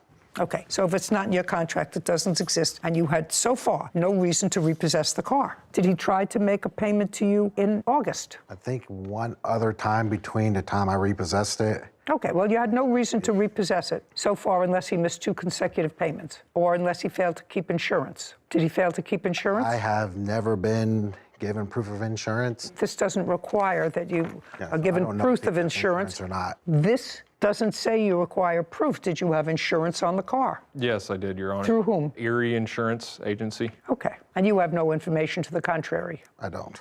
Okay, fine. So at the time you repossessed the car so far, Mr. Pickett, you didn't have basis under your contract to repossess the car. There was also other terms I believed he had violated. Well, let's hear them. So far, he didn't miss 2 consecutive payments. Had you filed for bankruptcy? I had started filing for bankruptcy, yeah. Is that completed? Still hasn't been discharged yet. I think I have another month or so. Was this the first time you filed for bankruptcy? Buyer misses 2 or more consecutive payments. Buyer fails to maintain full coverage under insurance. Any significant damage to the vehicle that is not repaired in 30 days. Did you notify Mr. Glick of any damage to the car? Give him notice and say, pursuant to the contract, it has to be fixed in 30 days? We had talked about it when he came to drop off one of his payments, and he said... Well, give me a month. It was... A month and a year. It was in June. June of 2022, he came over to drop off a payment, and that would have either been on June 3rd or June 17th. Correct. Okay, and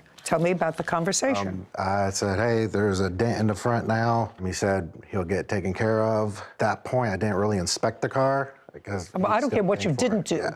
I want to know what you did. Yeah, I told him, it needs to be fixed. And he said he'll get taken care of.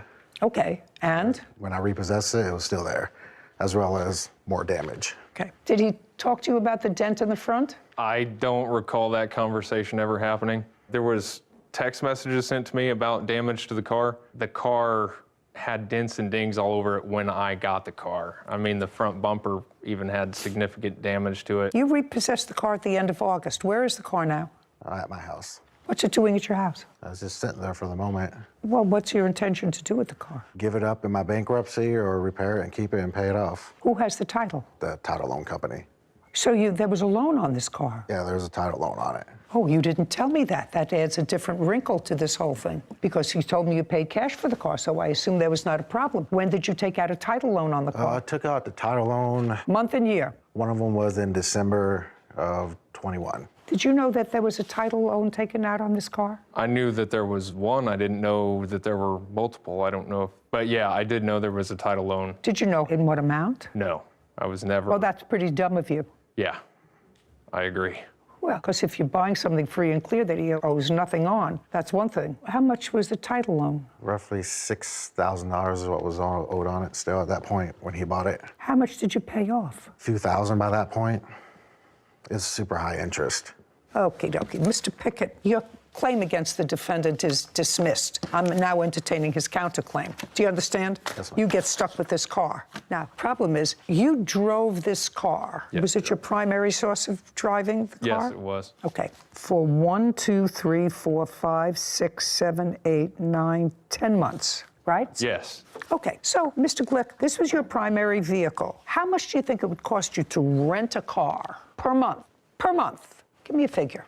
To rent a car per month, I would say $900 a month, probably something like that, $900,000 a month, maybe. Okay, based upon what you told me, it's not so egregious because you had the use of the car for 10 months. I actually don't think that an 11-year-old car would cost that much to rent, $900 a month, considering that you also paid for your own insurance. Correct. And if you rented a car, that the insurance would, of necessity, come with a car. Sarah, could you look up for me best deals on leasing a Dodge Charger? I don't know what that is.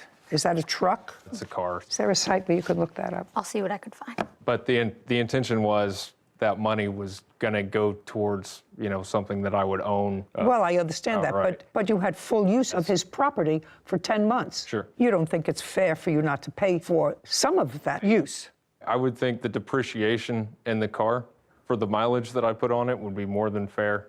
Absolutely. Everything depends on how much you put down versus how much you pay monthly, so there's a wide range. Give me the range. He didn't put anything. $786 a month, $843 a month, but these are for brand new Dodge Chargers, not for 2012. Oh, So. Okay. And according to you, the current low price on this car is $7,500 price. For a private party. For a private party, low price, $7,500. Yes. So you're going to resell this car, and the car is currently in working order, and the low price on that car is $7,500, right? Yes. And he's already paid you $5,000.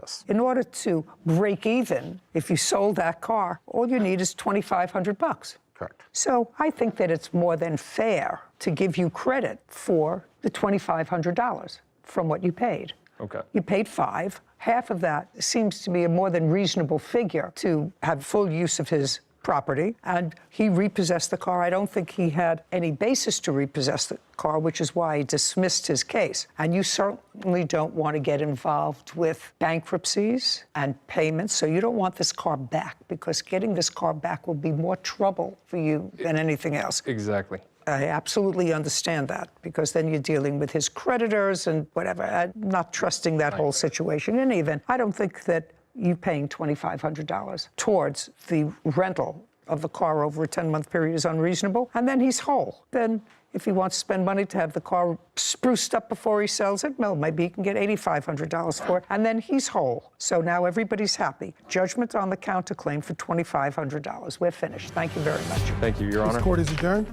I'm very happy. Need a car, I had a car. I don't think it was an honest transaction on his part. I'll keep buying and selling. So yeah, I think he was just trying to get a quick payday. Sarah and Judy. So I just want to make sure I have this right. The defendant was paying the plaintiff $1,000 a month towards the vehicle that the plaintiff had a title loan out on, but instead of paying off the title loan so the defendant would have the car free and clear, right, he decided to keep the payments and not pay off the title loan. Correct.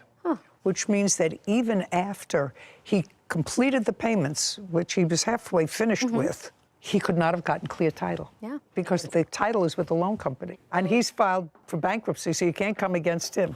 Slick. Yeah, sticky situation. Yeah. Title, Judy Justice. Want justice? Go to judyjustice.tv. This is your sister. They kidnapped my son. No. No, ma'am. My kid was kidnapped. You took my kid from me. You kidnapped my son no matter what. Just take a breath for a moment. A defendant paces. Okay, I want my son to come home. This is Judy Justice. Mary Favre and Jason Stockton are suing Mary's brother, Michael Manry, for medical bills and personal belongings. Court come to order. All rise. Have a seat, please. Kevin. Hello, Judge. Case 2117, Favre Stockton versus Manry. Thank you, Kevin. Mr. Manry, this is your sister. Correct. And that is her Fiance. And you have a son who is 19. Yes, Your Honor. How many other children do you have? I have 3 altogether. How old? One is almost 30, the other one is 18, and then I got the 19-year-old, which one here. Okay. And your son, who is now 19, is the subject of this case. Who had custody of the children? I got custody of Dakota now. When did you get custody of the children? Only when he was 18 years old. Do you have those papers, sir? Yes, I do. May I see them, please? Michael produces a document, then hands it to Kevin, who brings it to Judy. She reviews it. Okay. So this grants you, sir, legal and physical custody of Dakota Manry until further order of the court. So what this case is about now, and I assume from what I've read, that Dakota has certain special needs. Yes, ma'am. And because of his special needs, he is unemployed. Did he finish any sort of a high school? He graduated. He graduated from Yes. high school? Yes. Did he go to a special school? He went to a regular school, but he was in special education. And when he graduated, did he graduate when he was living with you? Yes. Okay, so this is what your case is about. At some point, according to you, you have a niece. And your niece wanted to have Dakota come and stay with her for a couple of days. You were, at the time, according to your answer, sort of in between residences. You were evicted from one place and going someplace else? I was in the process of moving. I got my niece to go with me to, ask her if she'll bring me to go get Dakota by my cousin's house. And she said, sure. Okay. Dakota went to live for a few days, at least, at your niece's house. No, not live there. No, not live there. No, ma'am. Well, he was there overnight. He was over there overnight. How many nights was he there overnight? I think about maybe a week. I was supposed to be Okay. 3 days. So he was there. Like, yeah. During that time, you, who are his aunt, yes, ma'am, went to your niece's house and you saw Dakota there. Yes, ma'am. And according to you, became concerned because, according to you, it looked like he hadn't showered in a week. He was in dirty clothes. He just looked awful. So you decided to take him to live with you. I asked him, I said, do you want him to the house to stay, you know, a little while, you know, where he can eat and all that, because he looked like he hadn't ate either. Okay. Well, this is what your case is about. You decided to take him, didn't discuss it with his father. During the time he was with you, he had some expenses. You want his father to be responsible for those expenses, and you want his father to return certain of his personal property. That's what the case is about. Yes, ma'am. Okay. First, let me deal with all things legal. I have an order here dated January 21st, 2021, which grants physical and legal custody of Dakota to his father. Do you have any subsequent order granting you custody or guardianship, is my question. I have power of attorney. That is not the same thing. Can I see what they have? Power of attorney when I didn't give a permission. I got custody. Jason hands a document to Kevin, who brings it to Judy. She reviews it. Okay, this was signed by Dakota, so he's giving you legal power to act on his behalf. Yes, ma'am. Now, Dakota, by signing this power of attorney, he's saying that I am a whole person, and I give you the right to make medical decisions for me if he can't do them. It's a general power of attorney in case he becomes unable to make decisions on his own. This is an order of custody. You have power of attorney.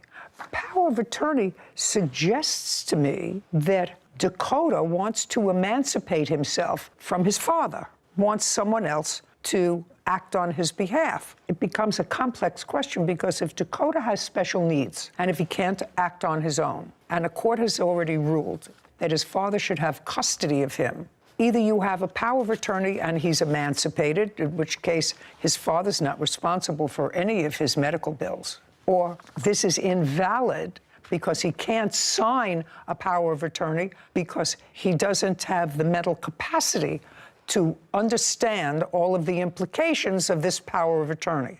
Now, your nephew was in special classes. Yes, ma'am. And do you know what the nature of his disabilities are? Fetal alcohol syndrome. Is that his diagnosis, sir? Yes, Your Honor. He had, according to you, after you took him from your niece's house, and you do acknowledge you took him without his father's permission. Yes, ma'am. Yes, ma'am. We was not talking, me and him. It doesn't make any difference if you were talking or not. I didn't have his number, and I asked Dakota, I said, text your daddy to let him know you're coming with me. Dakota said, and he showed me where he texted Michael. Now, I don't know if it was on a different Facebook page. No, it's your responsibility to notify his guardian, who has custody, that you have taken physical custody of him. Right. And when did you take physical custody of him? Give me the month, day, and year. May 20th of this year, 2022. Now, while you had physical custody of Dakota, you indicate that he had surgery. Yes, ma'am. And part of what you want Mr. Manry to pay for is the ambulance bill. What kind of surgery did he have? Brain surgery, and he had a feeding tube put in him. Just a second. What caused you to take him to a hospital or to a doctor? Your Honor, when he arrived at the house on the 20th, he had very bad slurred speech and his balance was completely off. He was falling over. Your Honor, it was like he was a drunken man. Let me go back to you for a second, sir. While Dakota was with you in the months just prior to May, did you notice Dakota having difficulty in his gait? Not like he was explaining to me, I was going overboard. No, did you? But his balance was off, okay. Did you inquire? Did you take him to the doctor? I did. I took him, actually, right after I got him. So you saw that balance was off a while ago? When I noticed that he had headaches, all right, because his dream, thanks to me, was wrestling. He loves wrestling.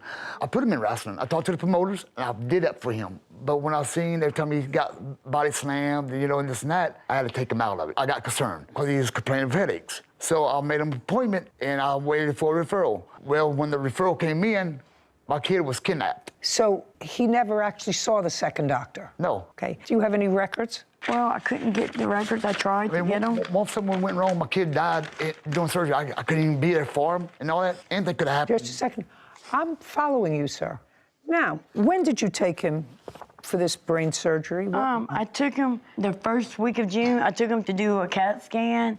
And as soon as she did that, we went to the hospital. We didn't leave the hospital. They put him in the ER. And from the ER, we went to Florence, Alabama. And then the surgeons there couldn't do it because it was so big. What was so big? Your Honor, brain. they found a mass the size of a grapefruit. The first week, Dakota came to stay with us after we noticed the balance issues and the slurred speech. She took him to Dr.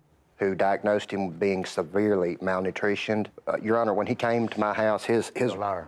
No. Okay, I'm sorry. Your Honor, sorry. My apologies. His leg was no bigger round than my wrist. I got it.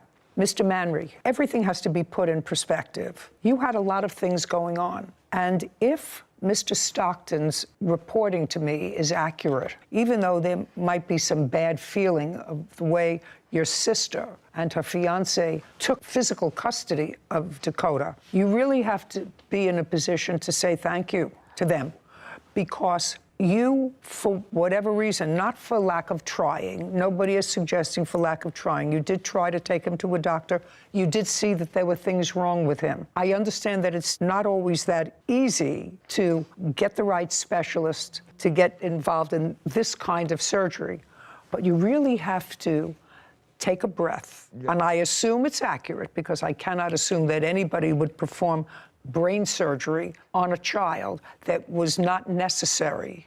That okay, why she couldn't call me? She should. Just a second. Just a second. Your sister should have called you and told you that Dakota was going into the hospital to have surgery. That would have been the nice thing to do. Did you do that? She did. No, she did not. She called. I called my mother. Well, calling your mother. His phone was disconnected. I did not have the new number until he called me or texted me with a bunch of drama. That's when I got his number. You took my kid from me. You kidnapped my son no matter what. Mr. Manry, what I want you to do is just take a breath for a moment. Yes, ma'am. Michael paces beside the defendant's table. Caption coming up. Dakota kept texting me, he kept on video chatting me and everything. And then all of a sudden, like a light switch, he changed and everything. The boy's mind's being poisoned by Mary and No, so far, Mr. Manry, you're not losing this case, so I don't know what you're agitated about. A courthouse. The Judy Justice logo appears. In the courtroom, Jason, Mary, and Michael. Mary Favre and Jason Stockton claim Mary's brother, Michael Manry, owes for medical bills and personal belongings. Michael is countersuing, saying they illegally took his son from his custody. Mr. Manry, Dakota was only at your niece's house for a short while. You already told me that when he came to you, his gate was off. So right before he went to stay for a couple of days at your niece's house, was his speech slurring? No, he always had a speech impairment because of the disability, but his speech was not slurred at all. That is a lie. Him having the skinny arms and all, that's all Okay, lie. I'm not talking about skinny arms. I'm talking about his slurred speech. What I was saying to you, Mr. Manry, is that I don't think there are any bad guys here. I don't think that you're a bad guy. And I don't think that your sister and her fiancé meant any harm when they saw a situation that they thought was dangerous. And as it turned out, they were able to get him seriously needed medical care. That doesn't mean it was all done right. But what you're asking for is to be compensated by the defendant for the cost of the ambulance bill that you incurred. Now, this power of attorney was signed by Dakota, if in fact he had capacity to sign this power of attorney. It was done 2 weeks after his first surgery. So up until that time, even if I could construe this as a valid document, his father had legal and physical custody of Dakota. And I assume that's because he had special needs and is unable to live on his own. Is your son able to live on his own? No, he never will. Okay, so that's what I assume as a result of this order. If you want this order changed, you have to go back to the court in Mississippi. You have to be declared his guardian. Your Honor, we did not want to be declared his guardian. The reason the POA came about to start with, during the entire surgical... Your Honor, can I say something? The father was aware of it. So was the mother. The mother was actually present at most all of the appointments. It doesn't matter. The mother doesn't have custody, legal or physical. We were under the impression, and were told she did, that he only had a temporary custody. So she showed up to say she had to sign all the documents. She was going to do this. She was going to do this. She was going to do this. Did she sign the documents? She signed some. Then under social services directions, Mary was informed she should go after a power of attorney. It was discussed with both Dakota and her. It may be. That's not a lawyer. That's bad advice. Now, just before I get to the issue of clothing, property, whatever he has that's at your house, and where it should go from here, your first stop is to go back to the court in Mississippi that issued this order. Yes, ma'am. And say to them, I need Dakota's law guardian. He'll be appointed a guardian for himself, independent of you, and they will interview him and they will do certain evaluations of him and determine where it is that he wants to live. But you have to do that in court. You can't do that ad hoc because you relied on his mother's statements that she had the authority to sign off on these things. She did not until this is changed. And if you want to change it, you are free to go in and try, and then Dakota will be interviewed and seen by a psychologist or a psychiatrist, and he'll have a medical evaluation and determine whether or not he is a person who actually requires guardianship. And if he requires guardianship, you can petition for that, and you'll have a trial. This is not that trial. Yes, ma'am. Did Dakota have Medicare? Medicaid. He had Medicaid. That would pay for the ambulance ride. Yeah, I just want to know if he had Medicaid. He did. I did give them the Medicaid number, and they keep sending me a bill, and I called them, and they said because it's a different state, it's not covered. It doesn't matter. Tell them to send their bills to his father. Tell them that you do not have custody or guardianship of this child. His father has custody, guardianship, and this bill is not yours. The bill is going to Dakota. They're going after Dakota for it. His Medicaid didn't pay for it. They may be going after Dakota for it. They will be very smart seeking payment from people who can pay them, which is his parents. Right now, you're not legally responsible to pay for his ambulance bill. The only person who might be legally responsible for it is his father, and that will be up to the ambulance company to do. This is not your responsibility at all. So discount the ambulance bill. Next to Dakota's things, you want property that he has in his father's house. So let me go back to you with regard to my statement to you 4 minutes ago. You have to have this custody order modified. You have to go back to the same court that issued a legal and physical custody order of Dakota to his father and say, we would like guardianship of him. He wants to stay with us. He's 19 years old. He will be interviewed. He'll be analyzed. And if at the end of the day you get guardianship of Dakota, then his father may or may not turn over whatever property he has. Dakota's never worked. So whatever property he has was either purchased or given to him by either his mother or his father or other relatives. A lot of it was his mom that paid for the stuff. I don't know that. No, the bottom line is why all this boils down to, Your Honor. So far, Mr. Manry, you're not losing this case, so I don't know what you're agitated about. You're not losing. You're not losing. What I'm telling the plaintiffs is that if they think that they can provide a more pleasant, stable environment for Dakota, they have the right to petition for guardianship of him. Now, it would be in Dakota's best interest long-term if he were to have contact with both his mother and his father. Contact. I'm not saying live with. Mother, father, and his aunt, and his soon-to-be uncle, as soon as you make up your mind and give her a ring. It's in his best interest. He needs the largest community that he can. I agree. okay? We're going to stop throwing barbs because that only serves to inflame already raw emotions. Caption, coming up. I want you to say, I am angry that I wasn't consulted in this massive surgery that your son had, but I'm grateful that it was done because if it wasn't done, in all probability, he wouldn't be here. You just have to think about that.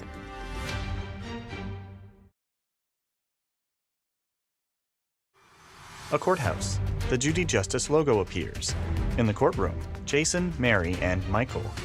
Mary Favre and Jason Stockton have accused Mary's brother, Michael Manry, of owing for an ambulance bill. Michael claims Mary and Jason took his son without his permission. What I'm telling you is a very simple procedural thing where you have to go. You can't sue him for the return of Dakota's things unless you have guardianship of Dakota. Understood. Because he already is the subject of a recent order of custody from a court. That's what you have to have. You can take that bill from the ambulance service, put it in an envelope, we'll get you the address, and that's where that goes. That's his father, who is his legal parent under this order. So send that bill to them so you don't have to worry about that bill. As far as his property is concerned, that has to go along with an order of custody or guardianship, and that's something that you should do. But, Mr. Manry, I am not making a decision with regard to his custody or not. What I'm asking you is, until a court reviews whatever orders they're going to make with regard to custody and guardianship, first, I know you may be angry, but they probably saved his life by getting him to the doctor that they did. And if they removed a massive tumor from his brain, you should say, thank you for doing that, because it was a month after he was living with you. Someone else took your son and saved his life. And for that, at least, you have to be grateful. You can be angry. You can be angry that you didn't get it done before. You can be angry that somebody else did it without consulting you. You can be angry at all of those things. But at the same time, you have to feel grateful that it was done. There wasn't no reason they kidnapped my son. Okay, Mr. Manry, you keep going back to the same song. I was worried about You keep going back to the same song. And what I'm saying to you is, their next stop, if Dakota wants to live with them, and he's right now over 19 years old, is to the court who issued the order to modify that order. All I'm saying to you is, I want you to say, I am angry that I wasn't consulted or didn't participate in this massive surgery that your son had. But I'm grateful that it was done, because if it wasn't done, in all probability, he wouldn't be here. You just have to think about that. What I'm telling you is, you have to love your child more than you, at this moment, dislike your sister and her fiance, because they were able to take control of a situation and get your child fixed. So is Dakota, just for my own, is Dakota angry with his father? He's angry that his father won't return any of his wrestling. He is correct. He is a huge wrestling fanatic. Okay. What particularly does he want? He wants his wrestling? He wants his wrestling belts. They have replica belts that were made. He wanted his PlayStation 4 and the wrestling game. PlayStation 4, I'm not interested in that. He wants his wrestling belts. Yes, ma'am. Yana, can I show you something right quick on my phone? Dakota kept texting me, you know, he kept on like video chatting me and everything. And then all of a sudden, like a light switch, it changed and everything. The boy's mind's being poisoned by Mary and Jason. What I'm telling you, Mr. Manry, that's for another court and another day. When Dakota has a lawyer, you may have a lawyer to modify this custody order. Right now, he would like his wrestling belts. Oh, I want my son to come home.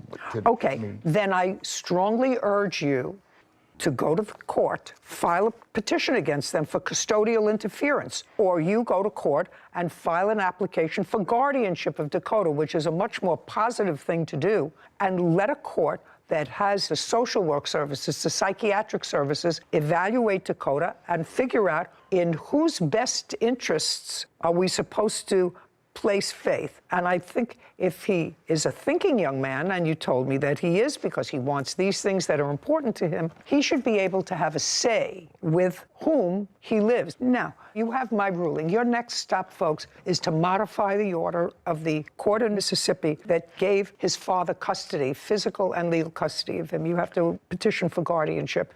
That's your next step. So, in that regard, your case is dismissed. Send the ambulance bill to his father. I got a countersuit. We're done. Your Honor. Yeah, Court is adjourned. I'm not hearing it, sir. Okay. Outside the courtroom, Michael, then Mary. I did everything I can for my kids, and My brother, he said nothing but lies. when somebody takes your kid without your permission, But, you know, that's him. I mean, that's what he does. you don't know where they're at, and you're going crazy because you don't know where your kid's at, that's kidnapping. I should get a thank you out of it, but he's not going to do that. I want my son to come home to his daddy because I love him very much. That's my son. It's about him. It's not about her. It's not about her and her brother. It's not about me and her brother. My son, I love him. I'd do anything in the world for him. It's about Dakota. In her chambers, Judy with Sarah. So you didn't listen to the defendant's counterclaim back there for emotional distress for, I believe it was $3,500. I would have given that to him. I don't think anyone was acting maliciously in this case. Like you said to the father, he should be grateful that his son is alive and his sister took action when he might have been stumbling a little bit. But that's what that cause of action is for, when someone takes an action that was legally incorrect. And here, the plaintiffs had no legal right to take him to get that surgery. I agree that he should have had it and it all came from a good place. However, when you take an action that causes somebody else such severe emotional distress, and I would consider taking someone else's child in for the riskiest surgery that probably exists, qualifies as causing some severe emotional distress. So I probably would have awarded him that if I was ruling. Well, so let me give you the reason that I didn't bother to hear it.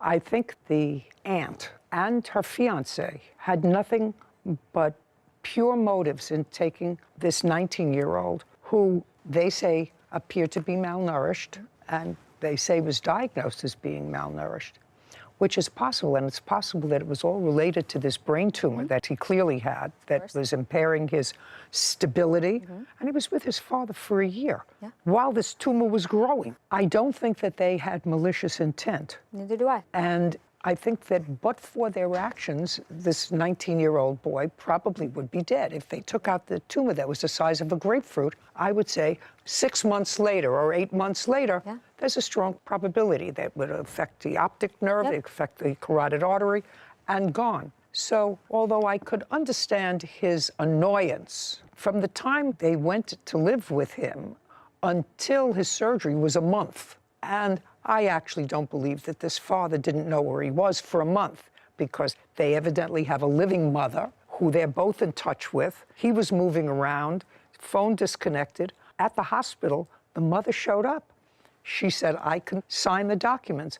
Well, you know, you're involved in major surgery for a child. Your focus is not on your brother, who did not take care of business for a year. So I'm going to leave that up to a family court judge to determine who should have custody, and I probably guarantee you that custody will remain with his aunt, because that's what Dakota wants. Father may be angry, but that's what's going to happen.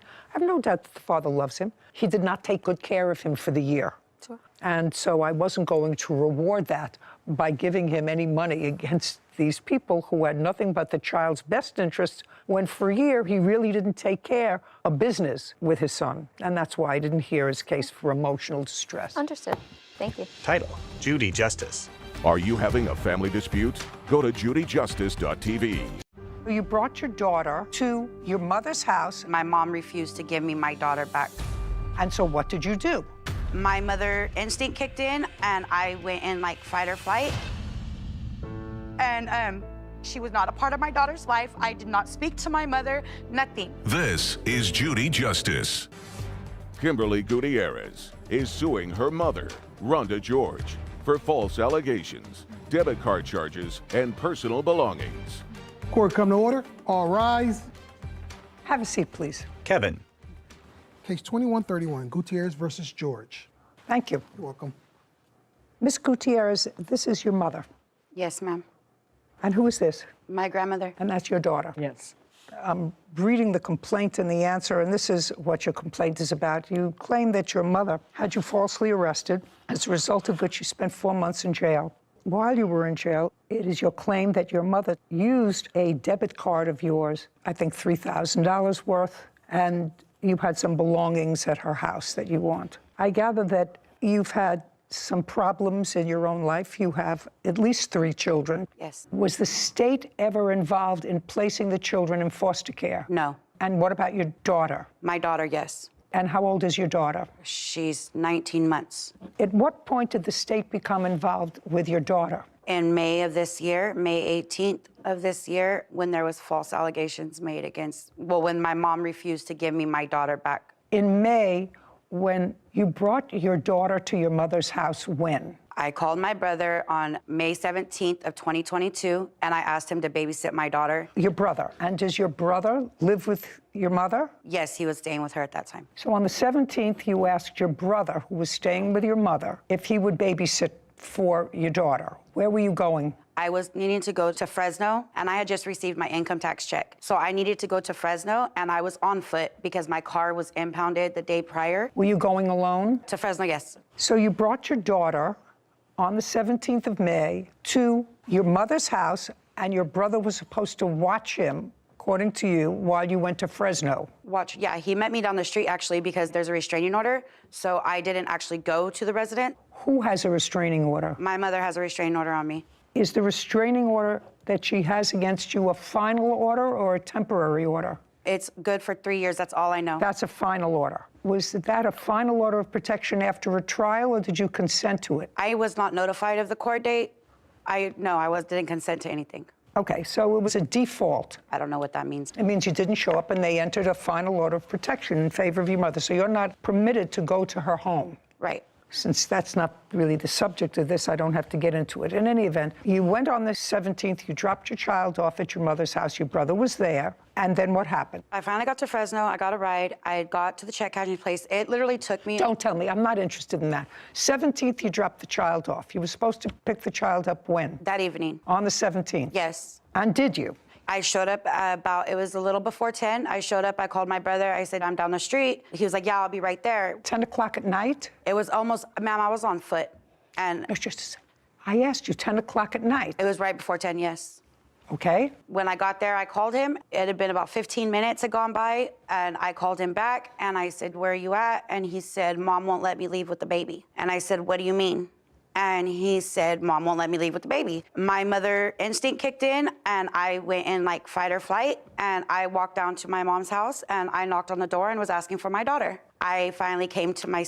Okay, so when your brother said that to you, instead of going to the police, you violated the order of protection. I ended up leaving and calling the sheriff. Okay, but you didn't. You went...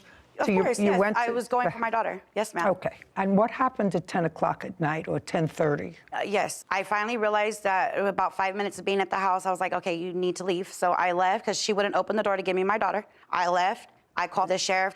And so I told them the situation. So they had walked down to my mother's and let her know that what she was doing was basically... No, not what she was doing. The police came and told her with that they could arrest her. And told her that if she did not, that she needed to give my daughter back. But because it was late, the baby was already asleep. And so the cops that came back down to me and they said, look, we don't, because they knew me. Whatever. I'm allowing you to give me a certain amount of hearsay so that I can make this story make sense. Oh, okay. Do you understand? But don't tell me because they knew you, what they thought. Yes, ma'am. You were told to come back in the morning. Yeah, the agreement was that between my mom and the sheriff was that I could pick up Malia in the morning. The sheriff told me to call before 6 o'clock in the morning before he got off his shift and that he would come back out and do another standby. The next morning came. Between me and my grandma, I had us call my mom. And no, just a second. What does that mean between you and your grandma? Your agreement was you were supposed to call the sheriff. The sheriff, according to you, before 6. I called my grandma. No, not the grandma. The agreement was you weren't supposed to call your grandma. You were supposed to call the sheriff. Right, but I needed a ride. I needed a ride. So I called my grandma to have her come pick me up. Just a second. Where were you?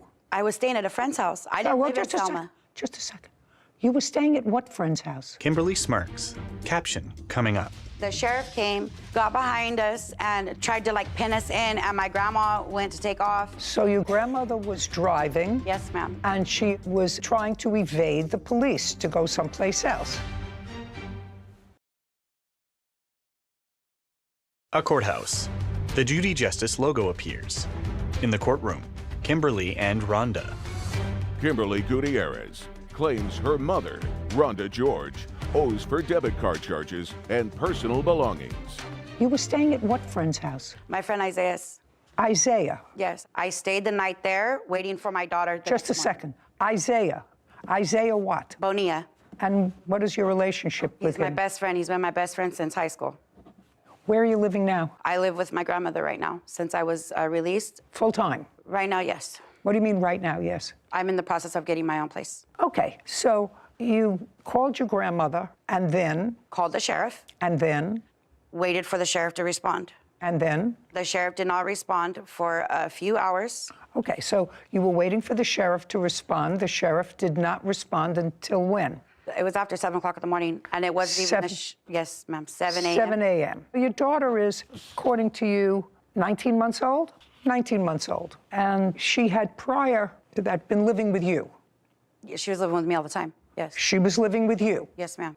Okay, so now let's get back to this arrest that you had. According to your papers, your daughter was with you up until that time. What time did she wake up in the morning?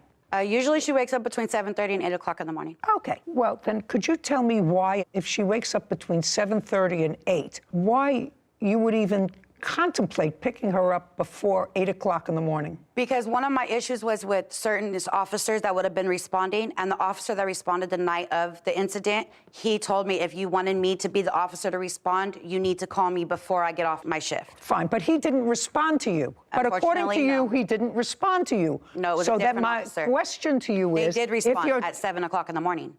And did what? It was a horrible mess. Well, he did what? They responded. When they responded, he showed up. The officer told me that he did not want to be there. He said, if I have my way, you'll never see your daughter again. And I looked at him, and I said, wow, okay. What do you mean you looked at him? Where were you when you looked at him? I was right next to him, but I just... Where, at the precinct or at your house? No, down the street from my mom's. Okay, so he responded to you when you were down the street at your mother's house, and he said, I'm not getting involved in this, and if I had my way, you would never have your daughter. And so what did you do? So at that point, my grandma pulled up, and I told him, I said, your assistance is no longer needed, and that my grandma could just get my daughter. And he says, well, you already called me. The deputy did. So I said, okay, whatever. He asked me if I had somewhere to live, and I said yes, and whatever. And so he went down to my mom's. When he went down to my mom's, he was supposed to just go down there and get my daughter. When he was taking too long, I could walk so far this way, and I could see straight down my mom's street. So I did. When I did, I seen that my mom was out there just giving him an earful. I know this woman very well, okay? So I just imagined what was being said about me. Well, I guess the back door is screwed and nailed shut at the house. I don't know why. I don't know. It's not important. Yeah. So anyways, my best friend went over the back fence. What do you mean your best friend? Isaiah Bonilla. Oh, so you brought Isaiah with you? He went... Just a second. So you have your grandmother, and then you've got Isaiah, your best friend, also to go to your mother's house. Yes, ma'am. He got my daughter. Isaiah brought her to where you were. Yes. And then what happened? I started walking back towards Isaiah's house. When I started walking back towards Isaiah's house, my grandma pulled up in her car, and she was like, are you ready to go get your car out of the impound lot? And I said, yeah, I'm ready. And so I got in her back seat with my daughter. When I got in the back seat, I got in the middle. Well, then she was like, well, I don't know what's gonna happen. Your mom's over there saying a whole bunch of stuff to the deputies, so I don't know what's gonna happen. And so I was like, well, I gotta go get my stuff from Isaiah's. So I go to jump back out the car. As I go to jump back out the car. But just a second. Now you have your daughter. Because I needed my wallet. My bag was at Isaiah's. My purse and everything was at Isaiah's. I was gonna go back and pick it up. Well, right when we were gonna go back, the sheriff came, got behind us, and tried to pin us in, and my grandma went to take off. So your grandmother was driving. Yes, ma'am. And she was trying to evade the police to go someplace else. Yes, ma'am. And how many police cars were involved? One. Were there ever any more than one police car? Once we got to the police department, of course, there's a police department. No, I'm talking about the number of police cars. So there's a police car now. Coming behind us? No. It was just one. It was just one? Yes, ma'am. And you were accelerating to get there? Was the police car siren on? No. Well, how did you know that he was trying to pull you over? Because he tried to hit her car. Oh, that would give you a clue. So you're telling me he tried to hit your grandmother's car without notifying you in any way to pull over? Yes, ma'am. That's why I spent 4 months in jail, and I beat my case. I went to trial and beat my case. Everything was dismissed. I'm not responsible for the criminal justice system. I'm only responsible for what goes on here. Yes, ma'am. So I assume once you got to the police station, both you and your grandmother were arrested? Yes, ma'am. And that was in May?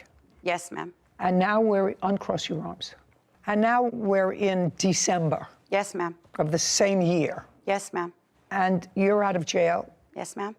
And you've been out of jail for about? Since August 25th. Who does your daughter live with? Right now, she's with the mentor. She's my ex-husband's aunt, ma'am. And who placed her with your ex-husband's aunt? I did. Not the court? No, I requested her. Does the child's great aunt have guardianship? No, custody? I'm getting my daughter back, ma'am. But for the last 3 months, she's been with this aunt. Right, because Child Protective Services did get involved, and Child Protective Services, I've been doing everything that... Well, that's what I asked you. I asked you whether Child Protective Services Child Protective Services did get involved with my daughter, yes. Did? That's what I assumed. And I've been drug testing, I've been doing... Just a second. Yes, That's what I assumed, that Child Protective Services was involved. And so if Child Protective Services are involved, then they are overseeing the child's placement with the aunt. You have an ongoing case. Yes, ma'am. Probate court. No, not probate. Which one? Family court? Family court, yes. When was the case opened with regard to your daughter in the family May court? May 18th, the day I got arrested, ma'am. And that child became involved with the foster care system in May. Okay, so your grandmother also spent a little time in jail. How much? 2 weeks.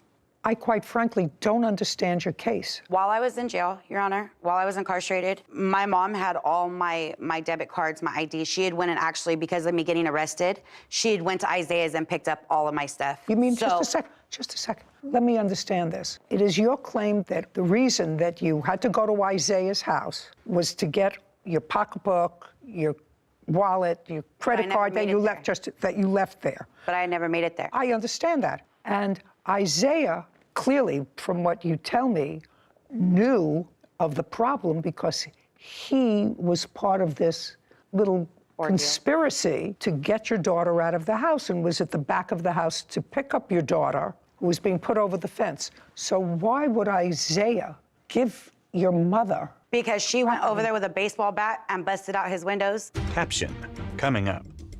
On February 4th this year, I had... Kimberly's eyes fill with tears. I lost my twins, okay? And that was the first time I had contacted my mother because I was going through it and I messaged her and I told her, I said, I really need my mom right now. If anything, I need my mom right now. A wide-eyed Rhonda shakes her head. A courthouse. The Judy Justice logo appears. In the courtroom, Kimberly and Rhonda. Kimberly Gutierrez is accusing her mother, Rhonda George, of wrongfully using her debit card and keeping her belongings. So why would Isaiah give your mother? Because she went over there with a baseball bat and busted out his windows. And the reason why all of my things were at my mother's was because I hadn't lived at my mom's for over a year. What your case is about is my belongings. You claim that your mother went over and got your wallet from Isaiah's because I asked you what you were doing here. I certainly am not looking into the allegations of false arrest. It sounds as if you did the absolute wrong thing in trying to regain your daughter, whose custody, actually, you lost at a dispositional hearing and was determined to be a dependent child and placed in foster care. That's what happened here. Right. Okay, so I'm not even addressing your claims of false arrest. Okay, what you did was actually the wrong thing. I said, so what are you suing for? Now, you said my belongings, okay. my what, money. Just a second. What money? She used my CalFresh, which is my EBT food stamps, and my CalWorks, which is my cash aid through the welfare department. Just a second. So you're suing her for taking your food stamps and your welfare check? Right. Just a second. Your food stamps and your welfare check. And this is the statement from my tax return of all the money that was on there. On where? On my debit card. It had over $3,000 on it, and I marked what was used after she had picked it up. And then these are receipts from some of my belongings that was at her house. Just a second. You haven't lived in your mother's house for... I moved back to my mother's in the beginning. Just a second. Yes, ma'am.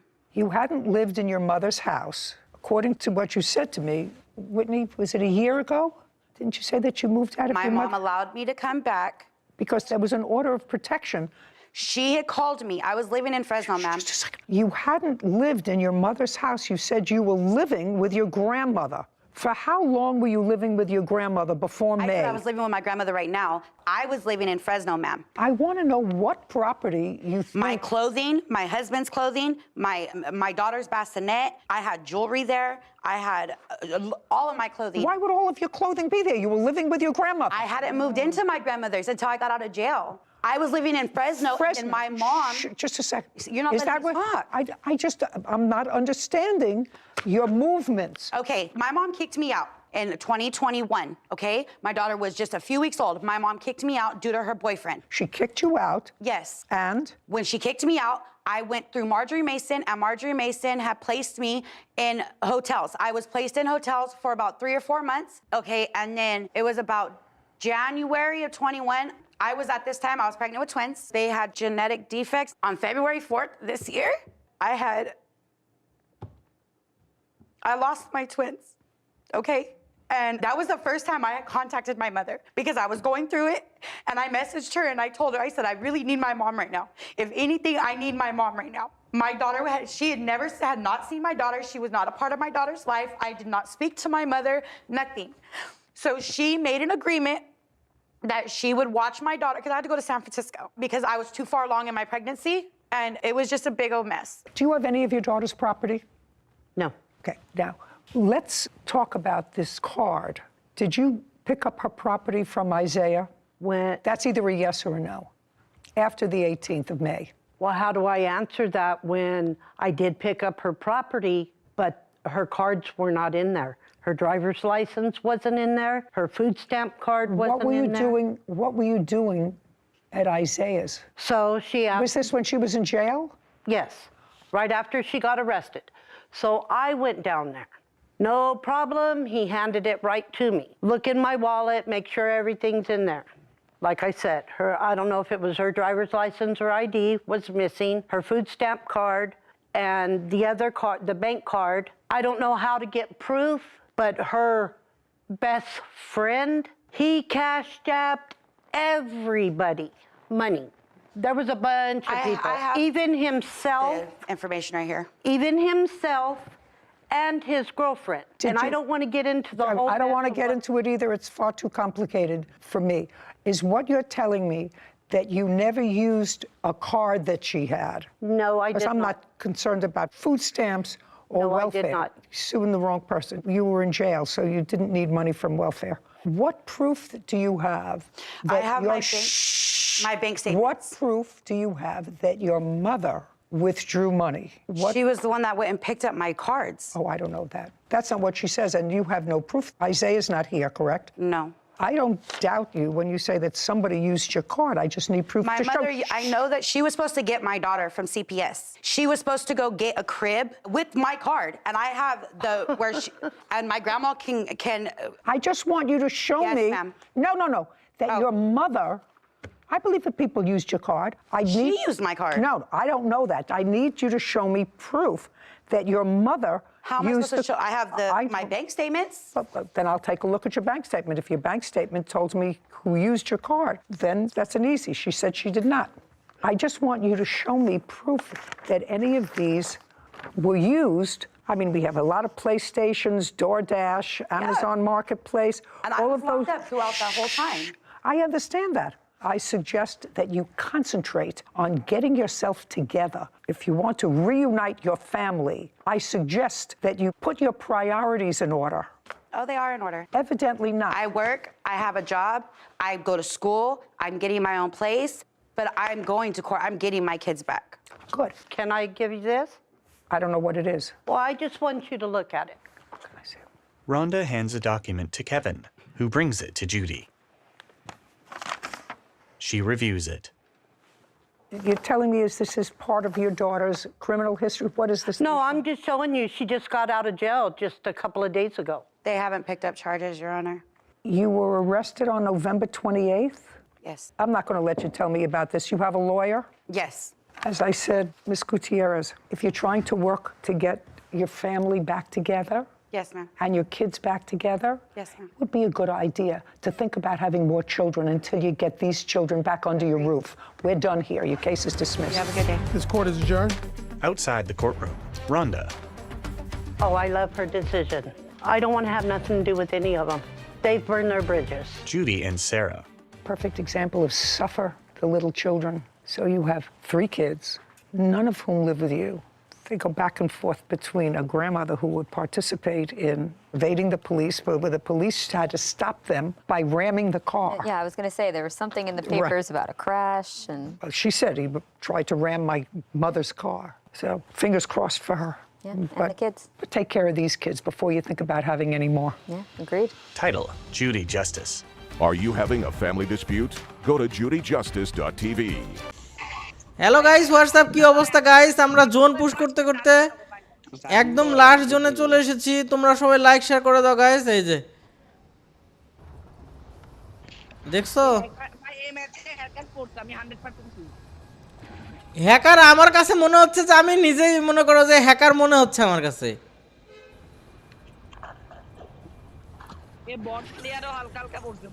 Bot player আছে bot player আছে দেখছো head মারছে দেখছো ওই দেখো head মারছে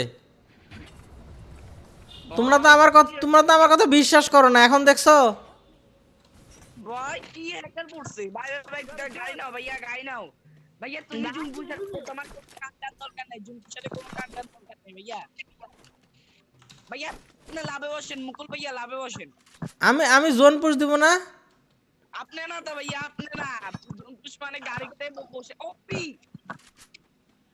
ওরে ভাই হ্যাকার ও ভাই আমাদের